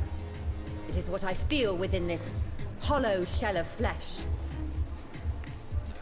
Please, describe to me how you feel. What is it like to be a vampire? I can hear my body crumble from the inside as my flesh cracks and fades. I sense the last pulse of postulant blood within my drying veins. I need new blood. I see. Have you ever heard of Cotard syndrome, Miss Howcroft? Never. It's a mental illness discovered by a French neurologist named Jules Cotard. The affected patients are delusional. They believe that they are putrefying, that they are dead, a ghost or a ghoul, or in your case, a vampire. Delusional, you say? Oh, sad and petty mortal.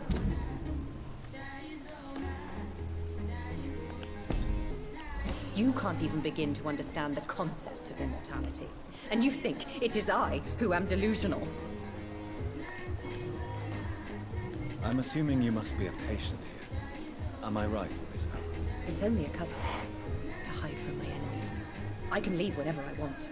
As a woman, a spirit, fog, or bat. Who are these enemies you mentioned? Can you describe them? I cannot say for sure. But I sense their eyes on me from nearby. I feel them watching me every time I visit the garden near the morgue. The staff here are not your enemy. They're here to help you, to care for you. I'm not speaking of the doctors in white. I'm speaking of the men and women who hunt me. For I am a vampire. I see. Don't worry. These people will not find you here. I'll personally make sure they leave you alone. Thank you, mortal. But do not interfere with them, for you are no match for those that hunt me. Crazy speech. Who are you really, Miss Howcroft? I mean, apart from being a vampire.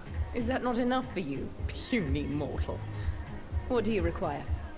Proof of my powers? I'm curious to know who you were before becoming a vampire. No, it was such a long time ago, I don't remember. Centuries of unholy life can have strange effects on one's minds, you see?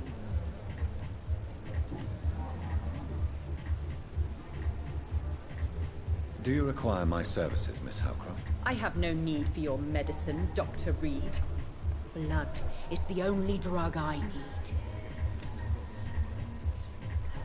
I'll leave you, Mistress of the Dark, to your nocturnal activities. What can you do for so little result?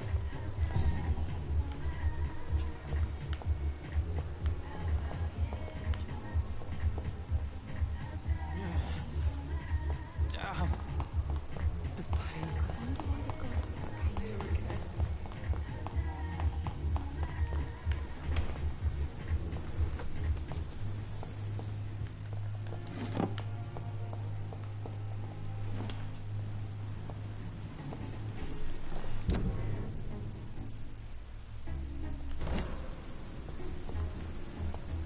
It's locked. Scowl voices in the garden. I should investigate. If they were to find somebody...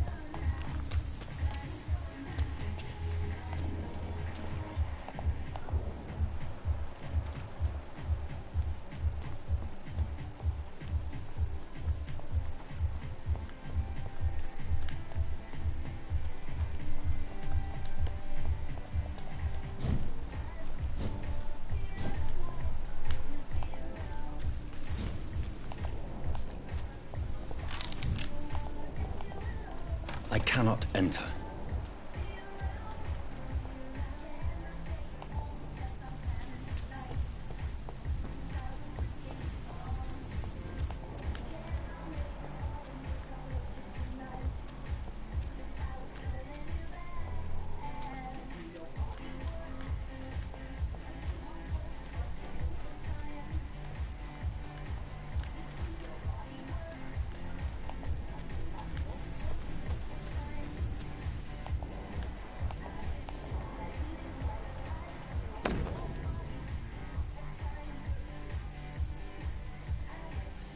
So, Mr. Hooks and Nurse Hawkins are an item.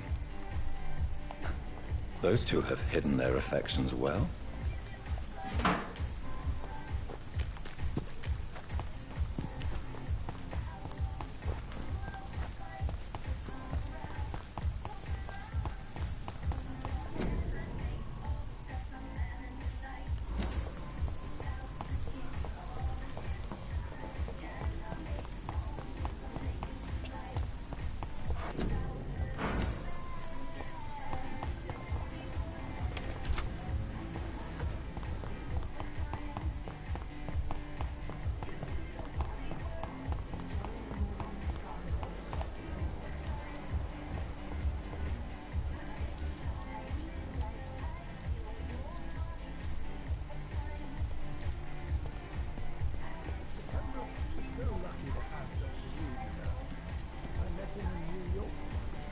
Good evening, Milton. Good evening, Doctor. Still trying to save lives? I have some good news, Milton. What? The epidemic's over? I retrieved your wallet, with all the money, and a certain picture. Well, yeah, Pippa Hawkins is my girl. So what? Is it the difference of skin colour that bothers you? Not at all, Milton. Good. Please, take this money anyway. To remind you to keep your mouth shut. Not everybody is as broad-minded as you, Dr. Reed.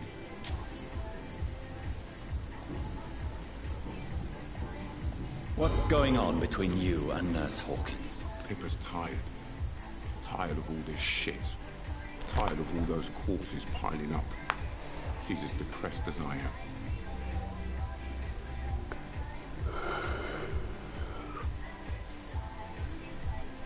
During the war, I witnessed a few couples just like you come together in difficult circumstances. It can be very damaging. Maybe you're right. But we support each other. And that's all that matters.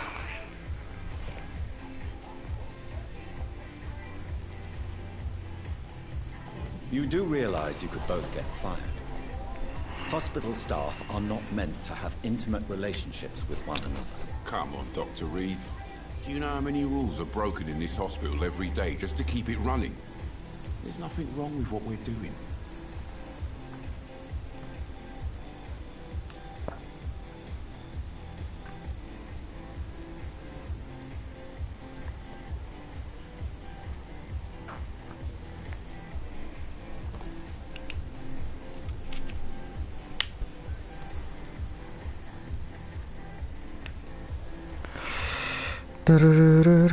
So I'm just busy.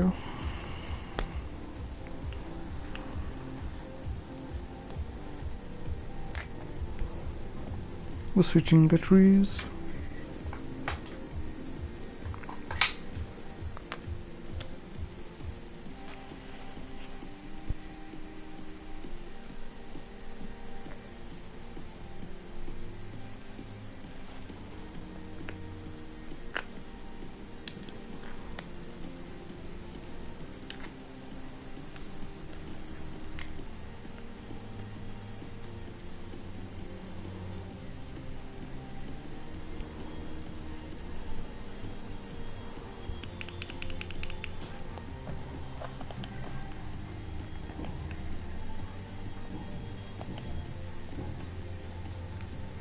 Why do you have such a mediocre reputation among your colleagues, Milton? Fuck them. Nobody knows the horrors I've seen since working here. This city was sick long before the epidemic, Dr. Reed. I know it's a difficult task, but correct me if I'm wrong. Is this not the job you are paid to do?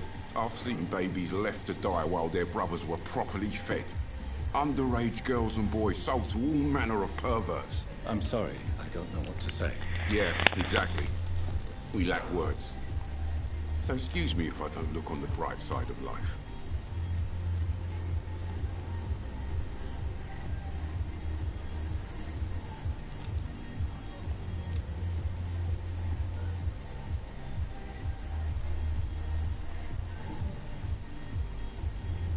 Goodbye, Milton.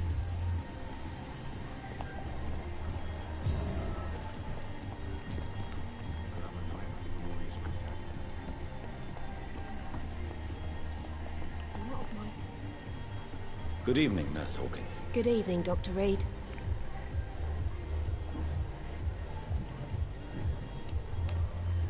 Pepper, I know you're very close to Milton Hooks. Yes? Milton Hooks is my man. If you want to report me for that, just feel free, Doctor. I have no intention of reporting you, Nurse Hawkins. But are you aware of the risks? The rules say I won't be allowed to work as a nurse anymore. But here at the Pembroke, we break rules all the time. Is he worth the risk? Hey, I'm no perfect woman, and Milton is not the finest bloke. But we do our best to get by. That's all any of us can hope for nowadays.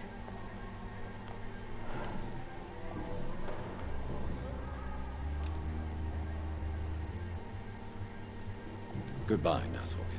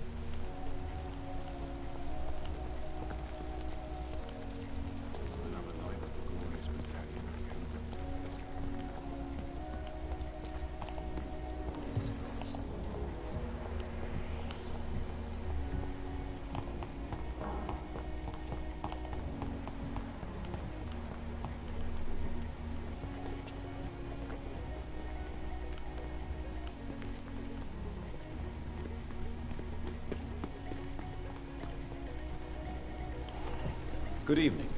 I'm Dr. Reed. Always a pleasure to meet a colleague, sir. Especially when he was supposedly dead. A colleague? Are you a doctor too? Not anymore, sir. I used to be Dr. Rakesh Chadana. Now, I'm just Mr. Chadana, pawnbroker and humble guardian of this morgue. What do you mean, you used to be a doctor? Was your license revoked? No, sir. It is just that I like to be precise. I run a little pawn shop while taking care of the dead. But I used to be a real doctor.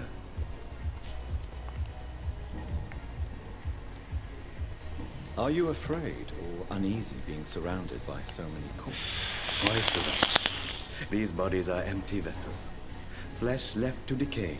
Poof. No soul anymore. All gone. An interesting point of view. And quite an exotic one, too. Most people fear, or at least have a respect, for dead flesh. Sir, as a medic during the war, I learned to face my death and the death of others. It's the pain we have to take, not death itself.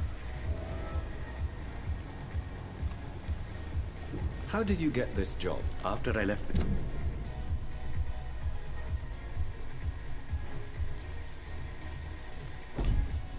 army, I worked as an undertaker down by the docks. A dangerous place with many an unpleasant business there. Milton Hooks helped me get a job here.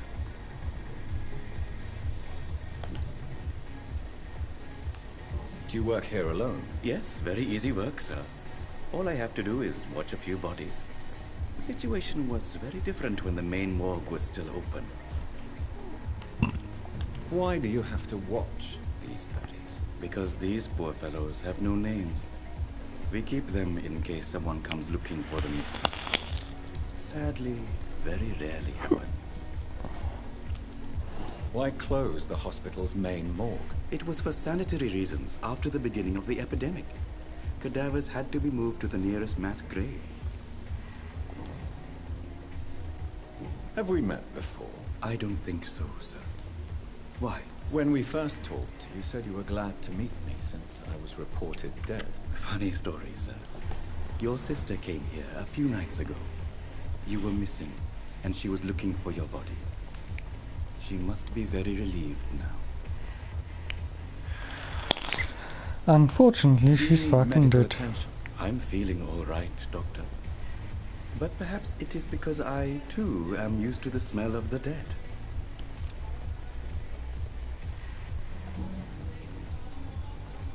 A pawnbroker?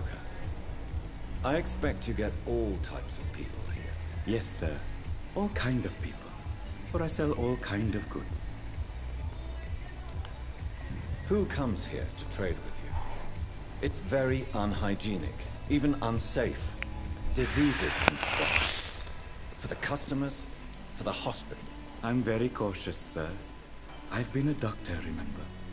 And all my clients are good people. In fact, I think I only know good people.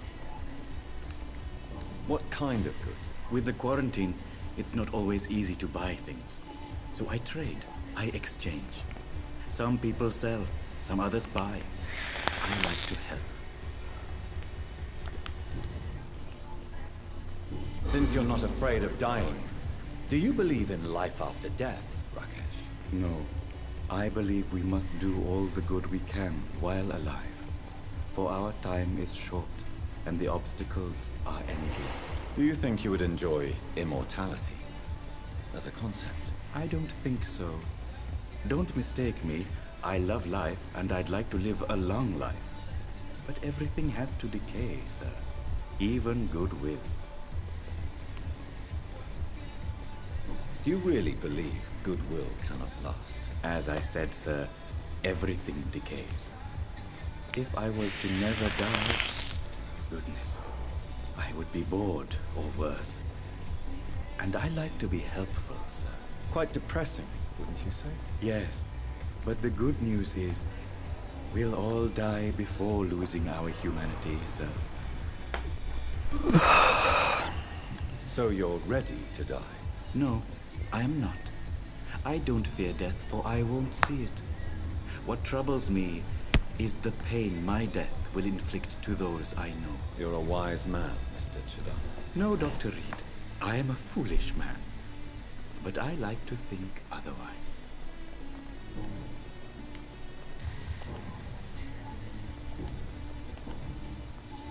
Goodbye, Mr. Chidana.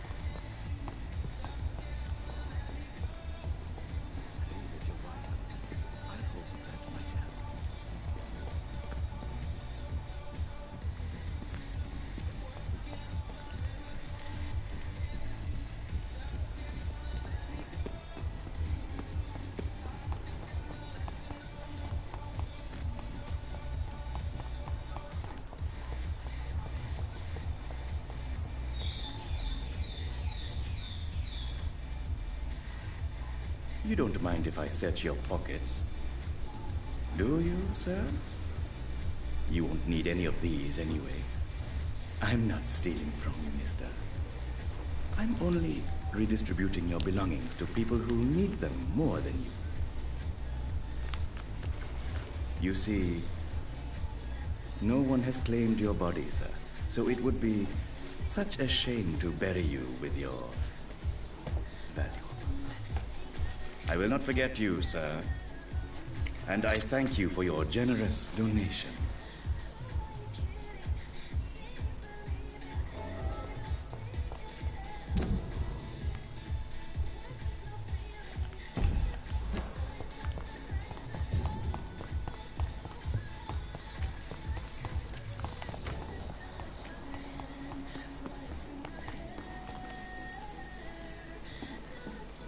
Good evening, Dr. Reed. Such a pleasure to see you again.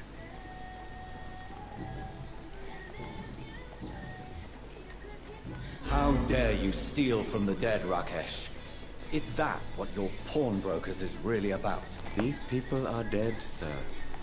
What they possessed could be useful for the living. And I'm sure they would agree if they could speak. You should show respect for the dead. What about their loved ones who may treasure these items you sell? The bodies I watch over are the unwanted and undesired, sir. I would never deprive anyone of their family artifacts.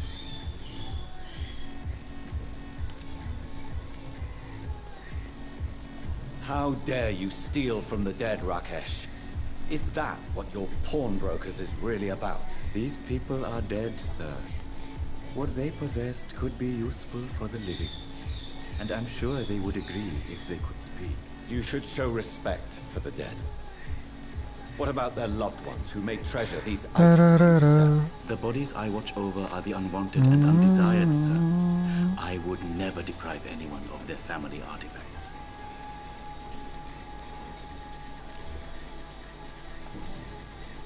Goodbye, Mr. Chidana.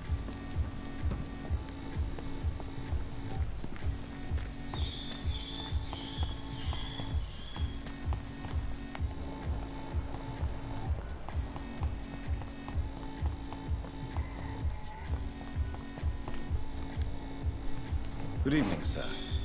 Can I help you? Unless you're here to fix my face. No. I don't think you can help me. I'm Dr. Reed.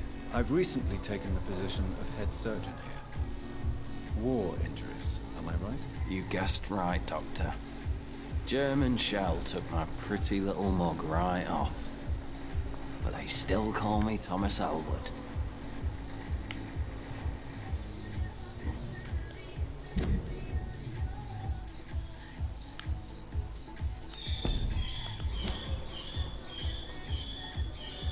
How is your stay with us, Mr. Elwood? Oh, it's bliss. I just escaped death in the trenches to be surrounded again by the moans of the dying. Can I ask you precisely why you're a patient here? It's the pain, sir. The drugs don't work. It just hurts under the scars, if you get my drift. Can I do anything for your pain? Nurses gave me a bunch of pills. No effect. Told you. It's like the flames are under my skin, burning away. Who is treating you? Is someone in particular looking after your case? Nobody since the old and tired doctor spoke to me. Started to think I was forgotten about. Wouldn't blame you. You don't seem worried by that. My face hurts so much more when I smile or cry. I've learned it's easier not to speak. But be assured I'm smiling inside.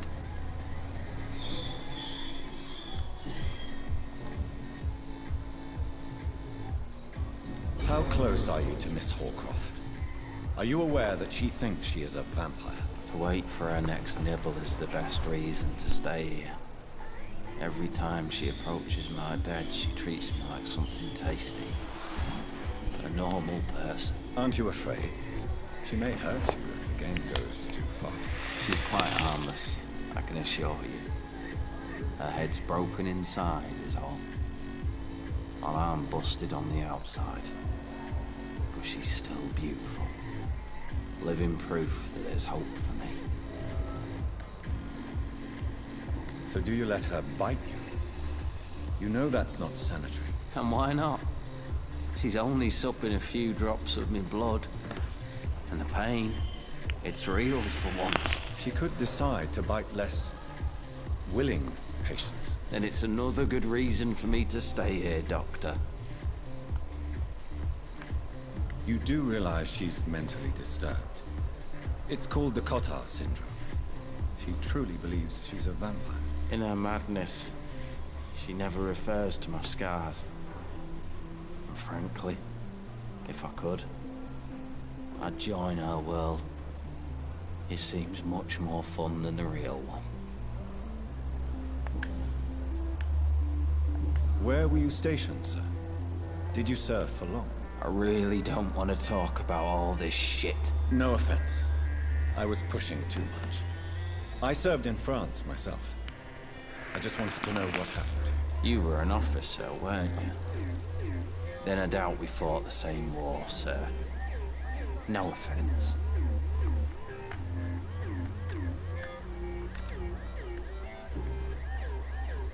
Goodbye for now, Mr. Damn. Good evening, Mr. Hampton. How do you feel? Dr. Reed, is it? Oh, sorry, I must apologize for my behavior. What do you mean? I was not myself in the factory. Fear and exhaustion made me say awful things to you, I'm afraid. You remained perfectly nice and polite. A little delirious, perhaps. But who wouldn't be after enduring an abduction? Thank you, Doctor. That's a relief.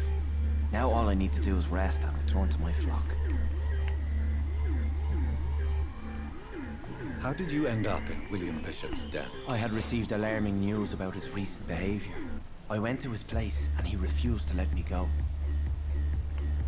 Why did he abduct you? William was an alcoholic. His addiction suddenly changed to blood. I don't know why.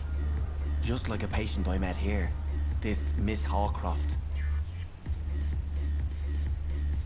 You dared to enter this awful place alone. You're a hero, Mr. Hampton. Or a fool. I'm just a man trying to help his friends, Dr. Reed. William Bishop was a conflicted soul, searching for life. What is the general situation in the East End docks? The situation has always been tough, with a lot of tensions between the gangs and the dockers' trade union. The Wet Boot Boys are very nervous since they lost their leader. Who leads the gang now? Since Clay Cox went missing, it's his wife Edwina who runs the show, with the assistance of her minion, Dooth Digby. Has the gang been threatening you? Ah, no. I've had this nickname for so long, you know, the sad saint of the East End. No one dares to bug a saint, not even criminals. Do you know Tom Watts? The bartender from the Turtle. I met him before I found you in the canning factory. Tom? Yes, of course. Always the helping hand, good old Tom. Without men like him, corruption and despair would have wiped out the East End long ago. People are still in despair. How could it be otherwise? The authorities have left us all to rot in this contagious nightmare. No drugs, no advice, nothing. It's a damn shame. Who should I avoid in this part of town, then? Any particularly evil figures? Not really. Most men and women are just doing their best. And it's not my habit to speak ill of people I know, Doctor.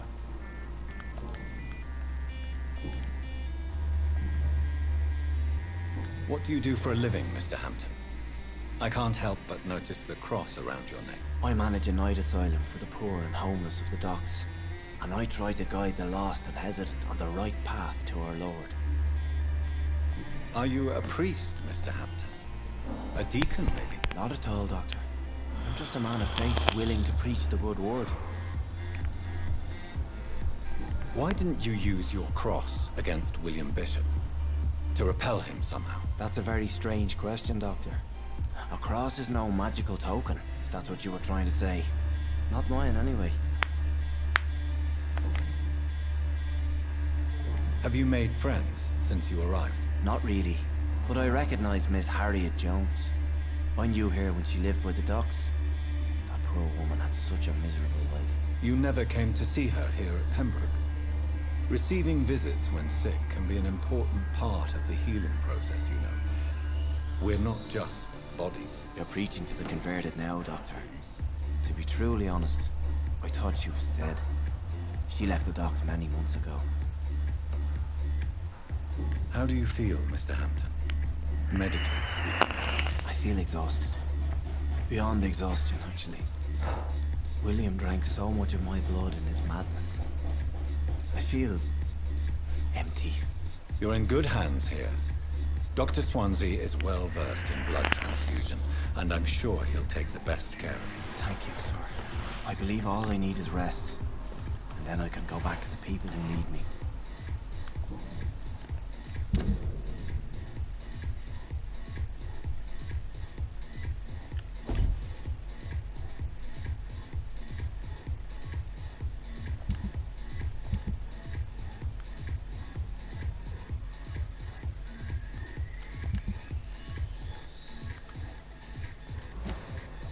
Goodbye, Mr. Hampton. We'll talk again later.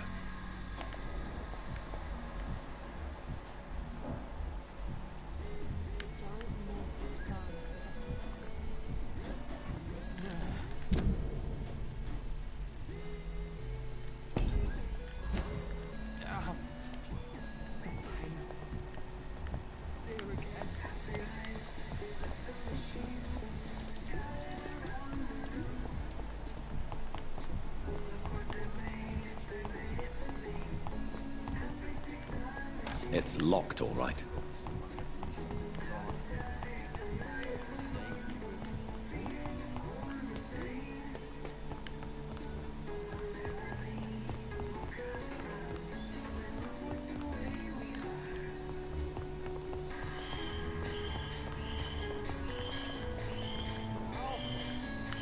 Please come back later.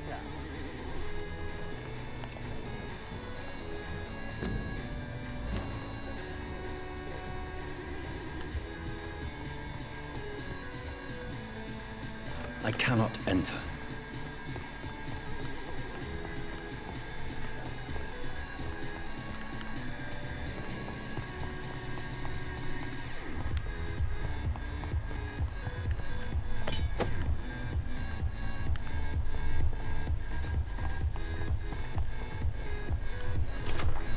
This must be the place. It's definitely away from prying eyes. Relegated to the shadows. A kingdom of my own. At least I won't be sleeping in a coffin. The flower's dying. It needs water.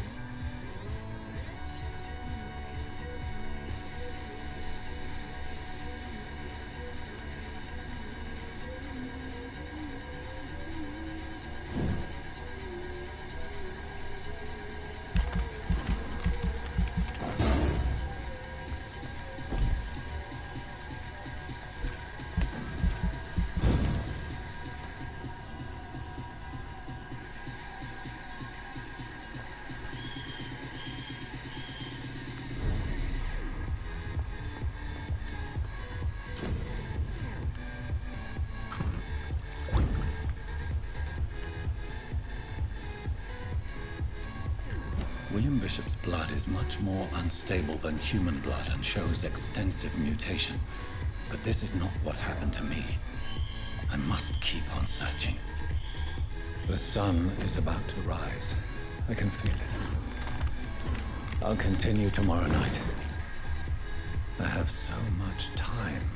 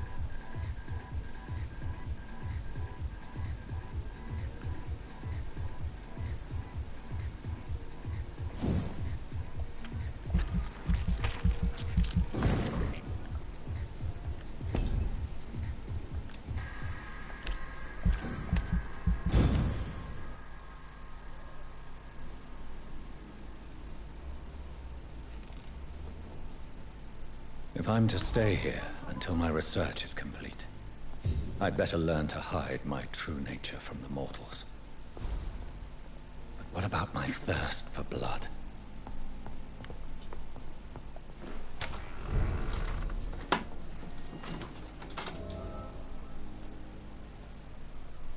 Hurry now, Doctor. It's freezing here. Yes, Nurse Crane? How can I help you? I'm so sorry. I know Dr. Swansea wanted you to rest, but we have somewhat of a crisis.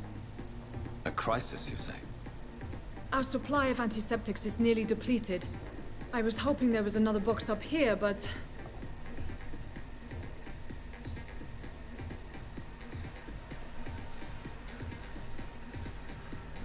Sorry. There's nothing here. Some of the patients won't last the night without them. Honestly, sir, I'm beside myself. I may have a solution. In France, during the war, drugs shortage was a daily problem, and we had to use our wits to overcome the shortages. However do you mean? If combined correctly, certain household chemical products can be used in a pinch instead. Now, where's the hospital storeroom? The storeroom? Fat chance. This is the Pembroke, and space is luxury we don't have. Everything used to be stored in the old morgue. Perhaps I should look there first. Where is this morgue? It's the large building behind the hospital. You'll need to go in the back door because it's been sealed off for sanitary reasons. Take this key. It opens a small back entrance at the end of a narrow street. The abandoned morgue behind the hospital. A small door at the end of a narrow street. On my way then. Thank you, nurse.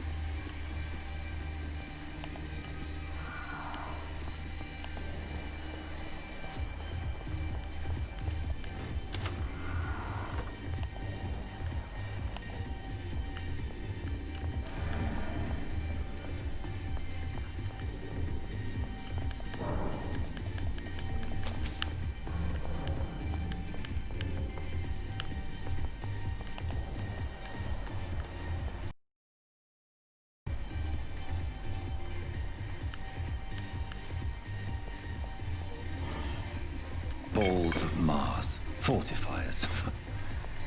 As popular as they are ineffective. But they do contain iron tartrate, and that might prove itself useful.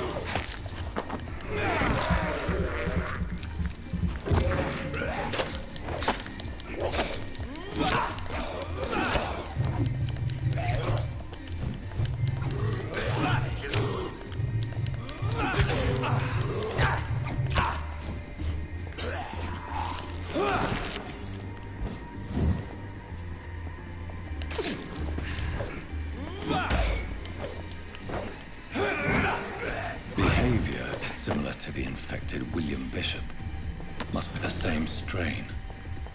This sickness moves faster than influenza.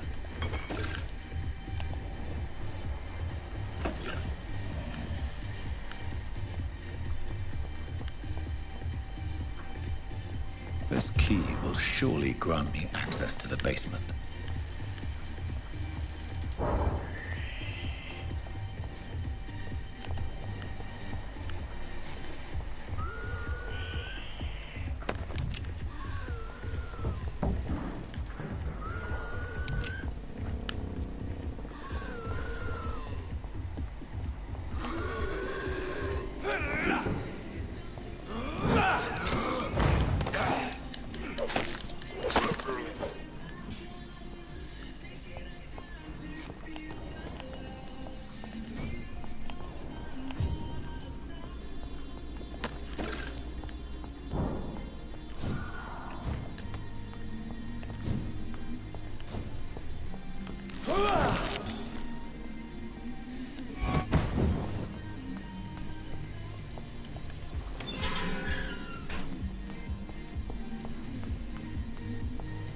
These scowls feed from corpses and the husks of animals. They're not after blood.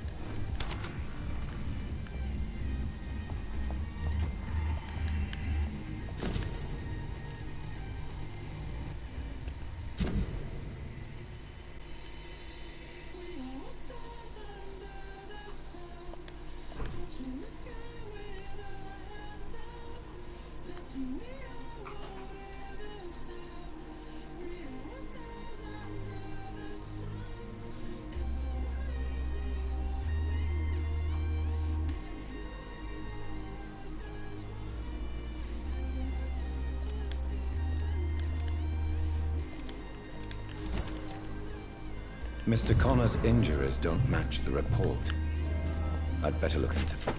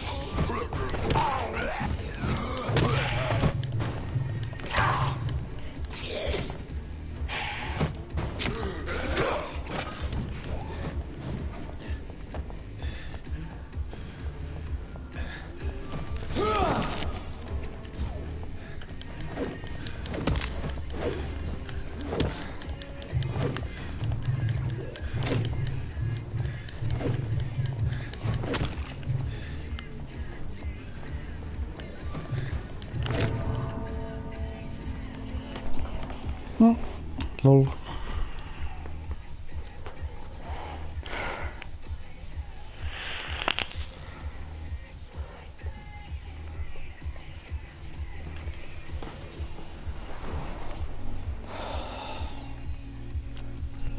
No, fucking stop telling everyone.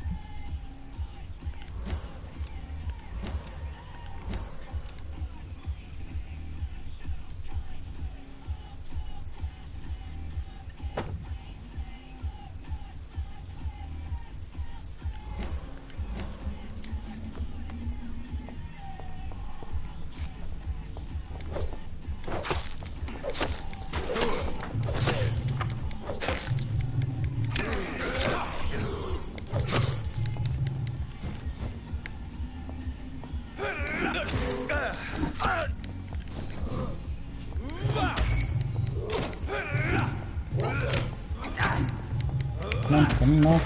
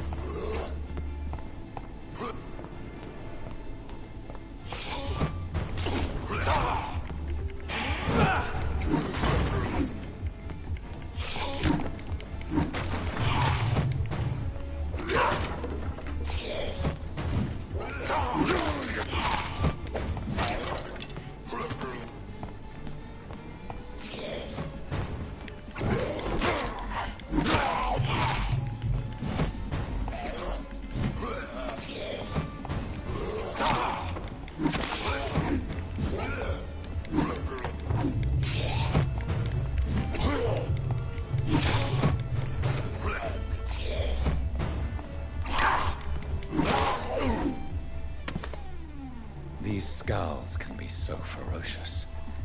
I'm not sure I can defeat them without becoming stronger. To drink blood is so tempting.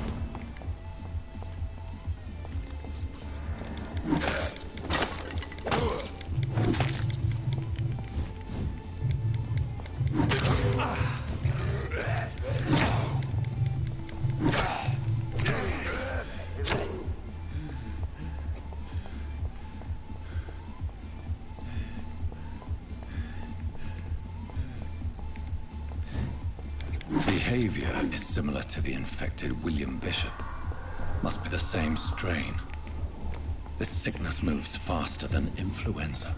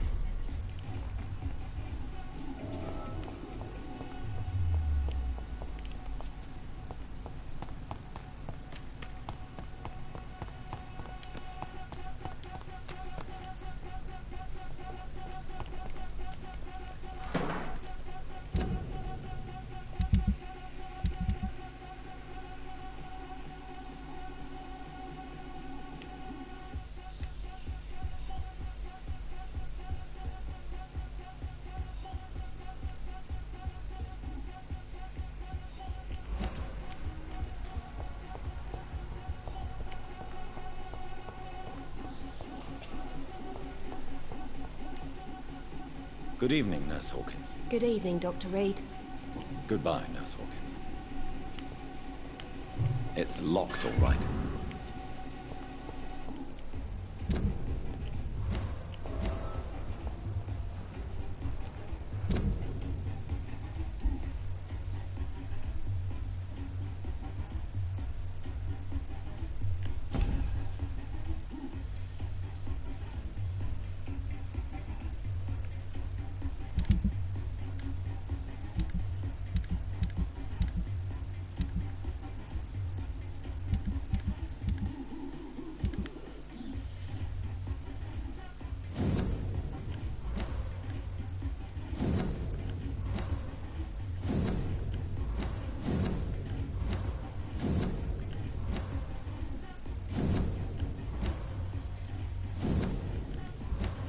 These men, they're a company of professional vampire hunters.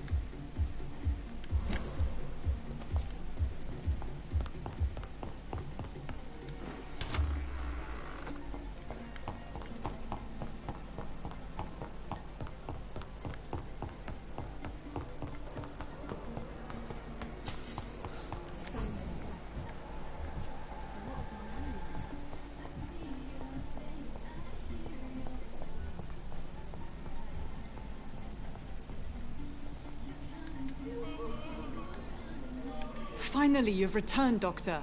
Did you find anything of value? Yes, nurse. You've worked your first miracle, Doctor. Now, this patient here needs immediate treatment. Duty calls. When the storm has passed, I'll show you how to mix the remedy yourself with the same basic ingredients. Many thanks, Doctor. When you've finished, you ought to report to Dr. Swansea in his office. He's been looking for you. Seemed pressing.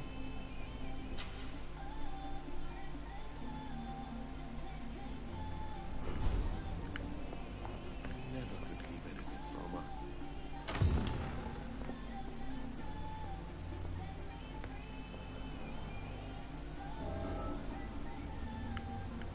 I'm all right. Good evening, Mr. Goswick. How are you? I'm okay. Do you need any help? I'm afraid I may, sir. I don't mean to be a burden. You are not a burden, sir. Healing you is my responsibility. And you have my gratitude for that.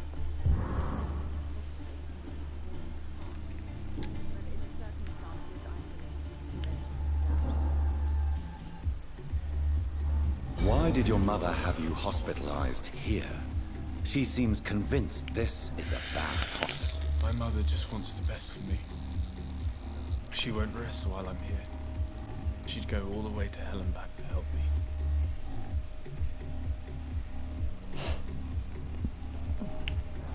Pembroke Hospital may look unorthodox, but rest assured you're in good hands here. It's not me you have to convince, Dr. Reed. It's my mother. Is your mother bothering you? As your doctor, I can ask her to leave you alone if you would prefer. That's tempting, Doctor. But you have no idea what my mother is capable of. She would tie herself to my bed if you asked her to leave.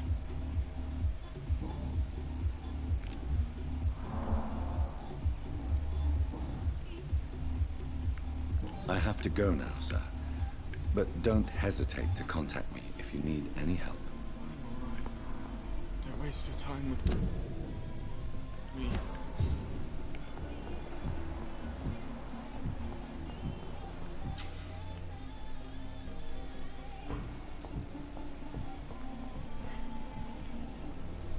Good evening, Nurse Hawkins. Good evening, Dr. Reed.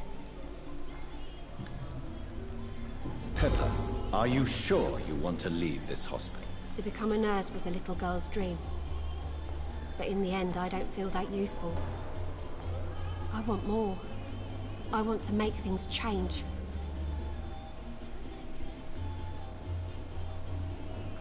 You should be proud of what you've achieved. This hospital represents hope for many people in need of help. Maybe you're right. But at the moment, I feel like we're just a cemetery waiting room.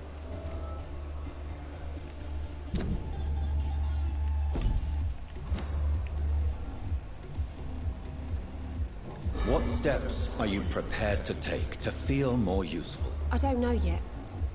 My sister believes that the real fight is in the streets nowadays. Maybe she's right. Maybe this is what I must do.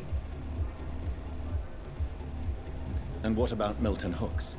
Does he share your point of view? For Milton, any change means more comfort and more peace. I disagree. If you feel that saving lives is not useful enough, perhaps it means that you've lost faith. On the contrary, my faith has never been stronger. Maybe we are all just too proud to face up to the fact that science cannot compete with God.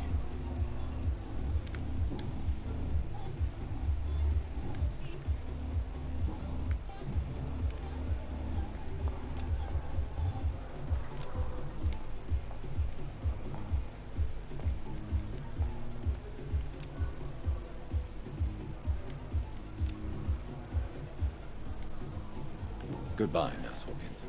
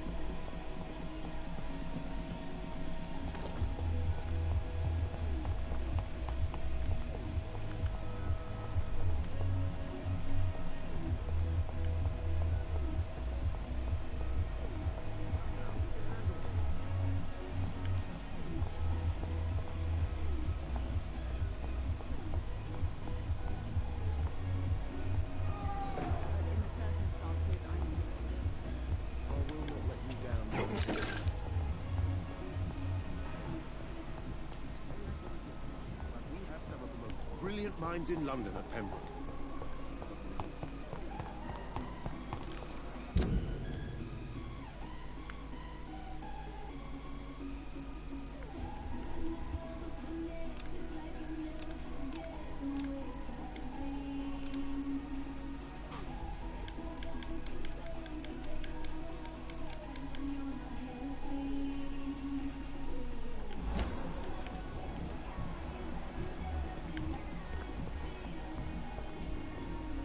Good evening, Nurse Brannigan. Good evening, Doctor.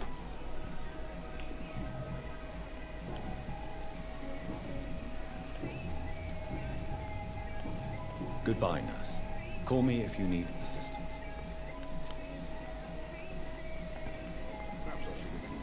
Good evening, Dr. Tibbets. Dr. Reed, any good news to share? You're exhausting yourself, Corcoran. Maybe you should think about preserving your strength. No. We must keep on healing all those poor souls. We are the last rampart before chaos. Once more unto the breach.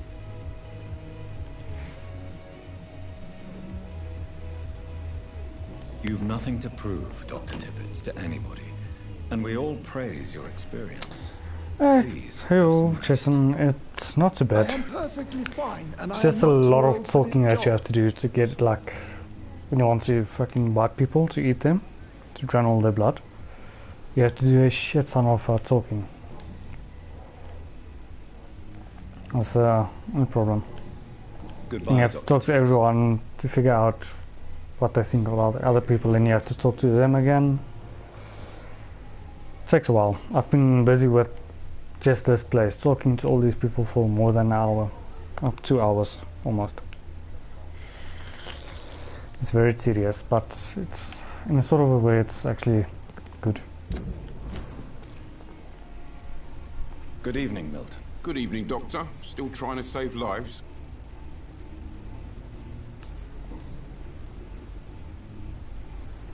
Do you know that Nurse Hawkins is thinking of leaving the hospital? That's not a surprise. We've talked about it already. Does it not bother you? Sometimes I think she may be right. We should run away while we can. Question is, where can we go? It's a bit different. Where is it safe?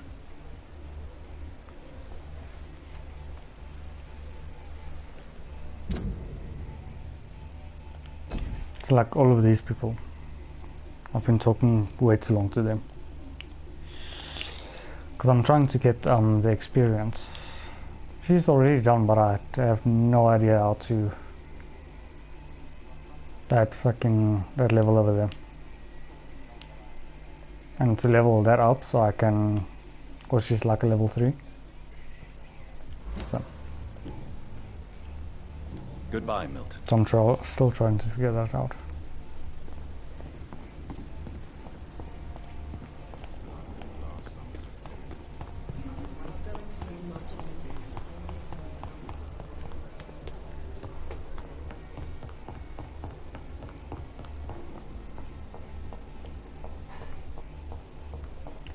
I think, well, I believe the only way to level it up is because of the way you keep on speaking to people, so.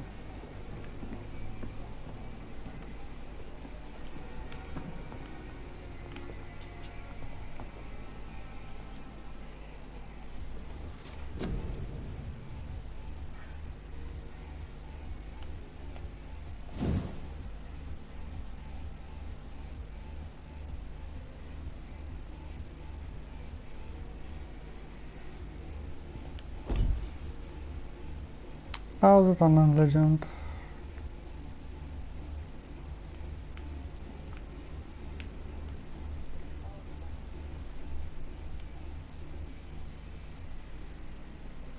So now image.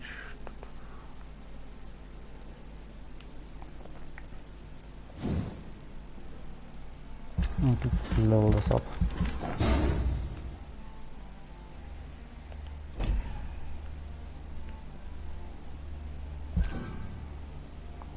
Ach, kan klonen.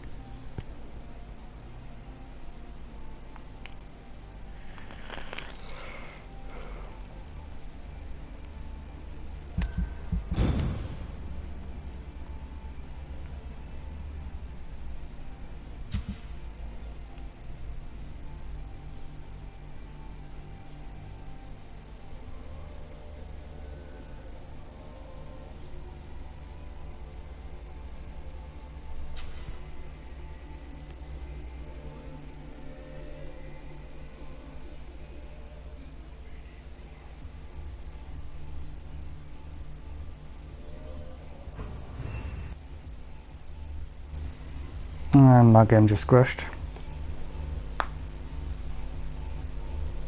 That's ook lekker. From my game crashed.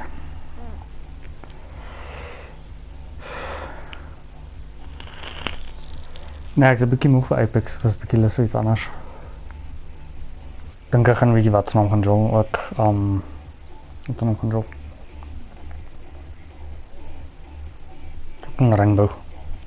Want ek sien PlayStation is nou weer fok van heel reg, behalwe dat my ook in jou PlayStation gevries het.